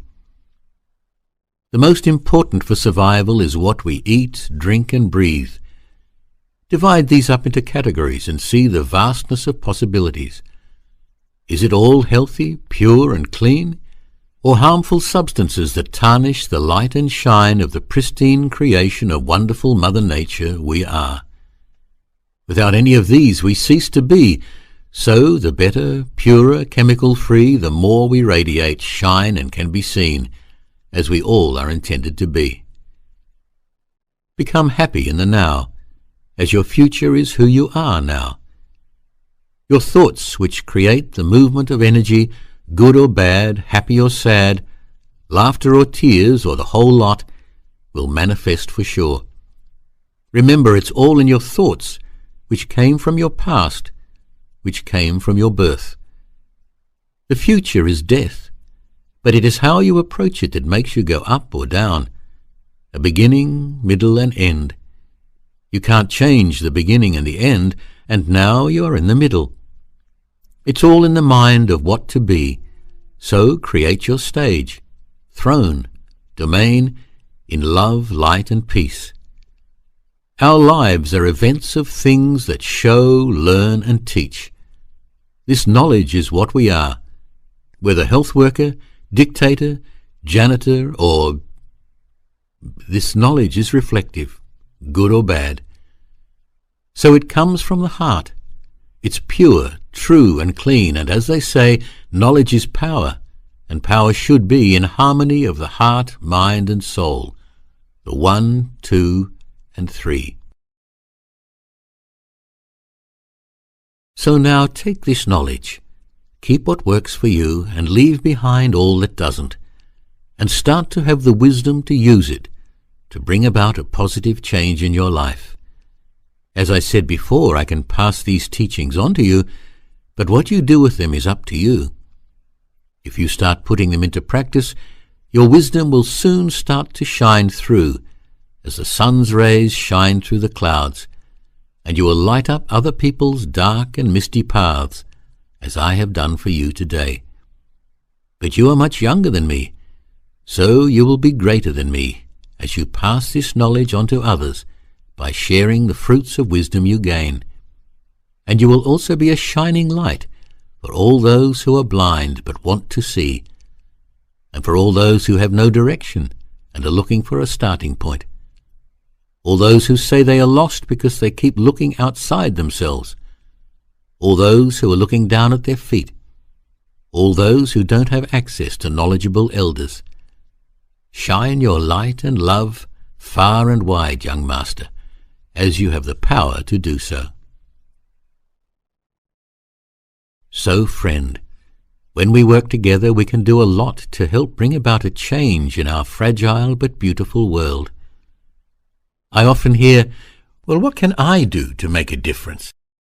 Well, you can start making a huge difference by cultivating a positive attitude, as well as creating positive thinking, which will turn into positive speech, which will turn into positive action and positive habits, which will not only affect your life for the better, but everyone else's too. Be inspired to use your loving energy in words and deeds which manifest into positive and uplifting action for yourself and others. Unconditional love is the way we should all strive to live. So now, young master, I have taught you how to hang yourself as promised, but not by your neck as you wanted to do, but by your feet. So you see you were close to the correct intention, but just needed to refine and define the place to put the rope. And by this small adjustment, it changes your perspective completely, and you look and see life totally differently, and you still get to stay alive in the here and now. Now, isn't that a blessing? I want to give you a real task to do, so you can see what I am saying has an effect on you and on others, said the sage. Next time you see a baby crying, visualize and send out the vibration of love and light out from your heart center to that baby, and to whoever is around that baby. The greater the energy sent, the greater the effect. You will see the baby will stop crying as you have raised the energy field around them. Once you see the power in this, then you will realize the power in all your thoughts and see the effect they have. Your thoughts and actions are vibrations experiencing themselves, with an effect of action equals reaction. That's why it's important to send out unconditional love to all things and expect nothing in return. This keeps your vibration high, and you are helping keep the vibration on the planet high. The young master finally said, "Thank you, Master. You have taught me so much today, things I didn't know of or have the understanding of. And what you have said to me today, nobody has ever spoken of these things to me to help me understand who and what I am and what my power is. I am so grateful that you chose to walk this way today and that our paths have entwined." Nothing happens by chance, young master. This is all by great design, and you are ready. When you are ready, a teacher will appear, said the wise old man, and here I humbly stand before you. My teacher did not arrive until much later in my life, so you have a great head start on me. Then, as you say, nothing happens by chance, and I am still glad that this connection between our souls has been made at this time. I will still go ahead and hang myself, but I will hang myself by my foot, as you have told me, and I will turn my life upside down and look at it in a totally different way than how I was before, said the young master, feeling very empowered. Good, young master. Go forth and look at the positives in life, and all your blessings you have, and see the colours around you, and hear the beautiful sounds, and smell the tantalizing fragrances and natural perfumes that our beautiful Mother Gaia displays. I will now bid you farewell, young master, and may you rise high like the reborn phoenix, and accomplish many great things, said the master, putting his hands together in front of his face and giving the young master a slight bow. Tell me, how can I find you again? Asked the boy. The sage turned around, pointing to everything around him, and said, I am with you always, and I am around you always. You just need to open your eyes and see, and open your ears to hear. The old man put his hands together again, but this time in front of his heart, and he again slightly bowed towards the boy and said, Thank you for your precious time, young master. I now bid you farewell, and will let you get on with what you were doing. Where are you going? Asked the boy, not wanting the old master to leave him. I am going where I need to be, said the sage, turning around and taking steps to join the road on which he was earlier. And where is that? Again asked the boy desperately. Wherever I am, waved the old wise man, grinning. Wherever I am. And remember 2 last things, young master, said the sage in a loud, happy and joyful voice as he was walking away, waving goodbye. Your body is your temple, and becoming the master of your own life takes a lot of inner reflection and outer releasing, as what I have said to you today is but a small fraction of what is. And you are the master of your own destiny, and your greatest challenge should be to discover who you are and then accept yourself as you are the artist of your own masterpiece. and the twinkle in your eyes is as amazing as the sunrise, and your smile can make others smile. And as quietly and gently as the master had arrived, he left.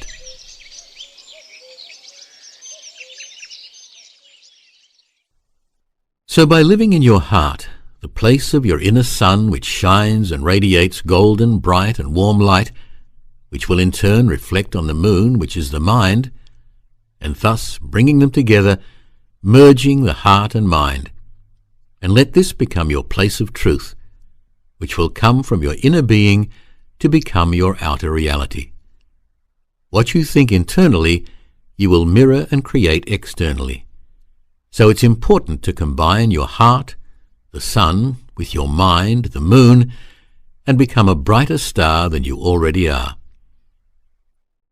The rest of the power of the master key comes from the place you hold, which should be the heart.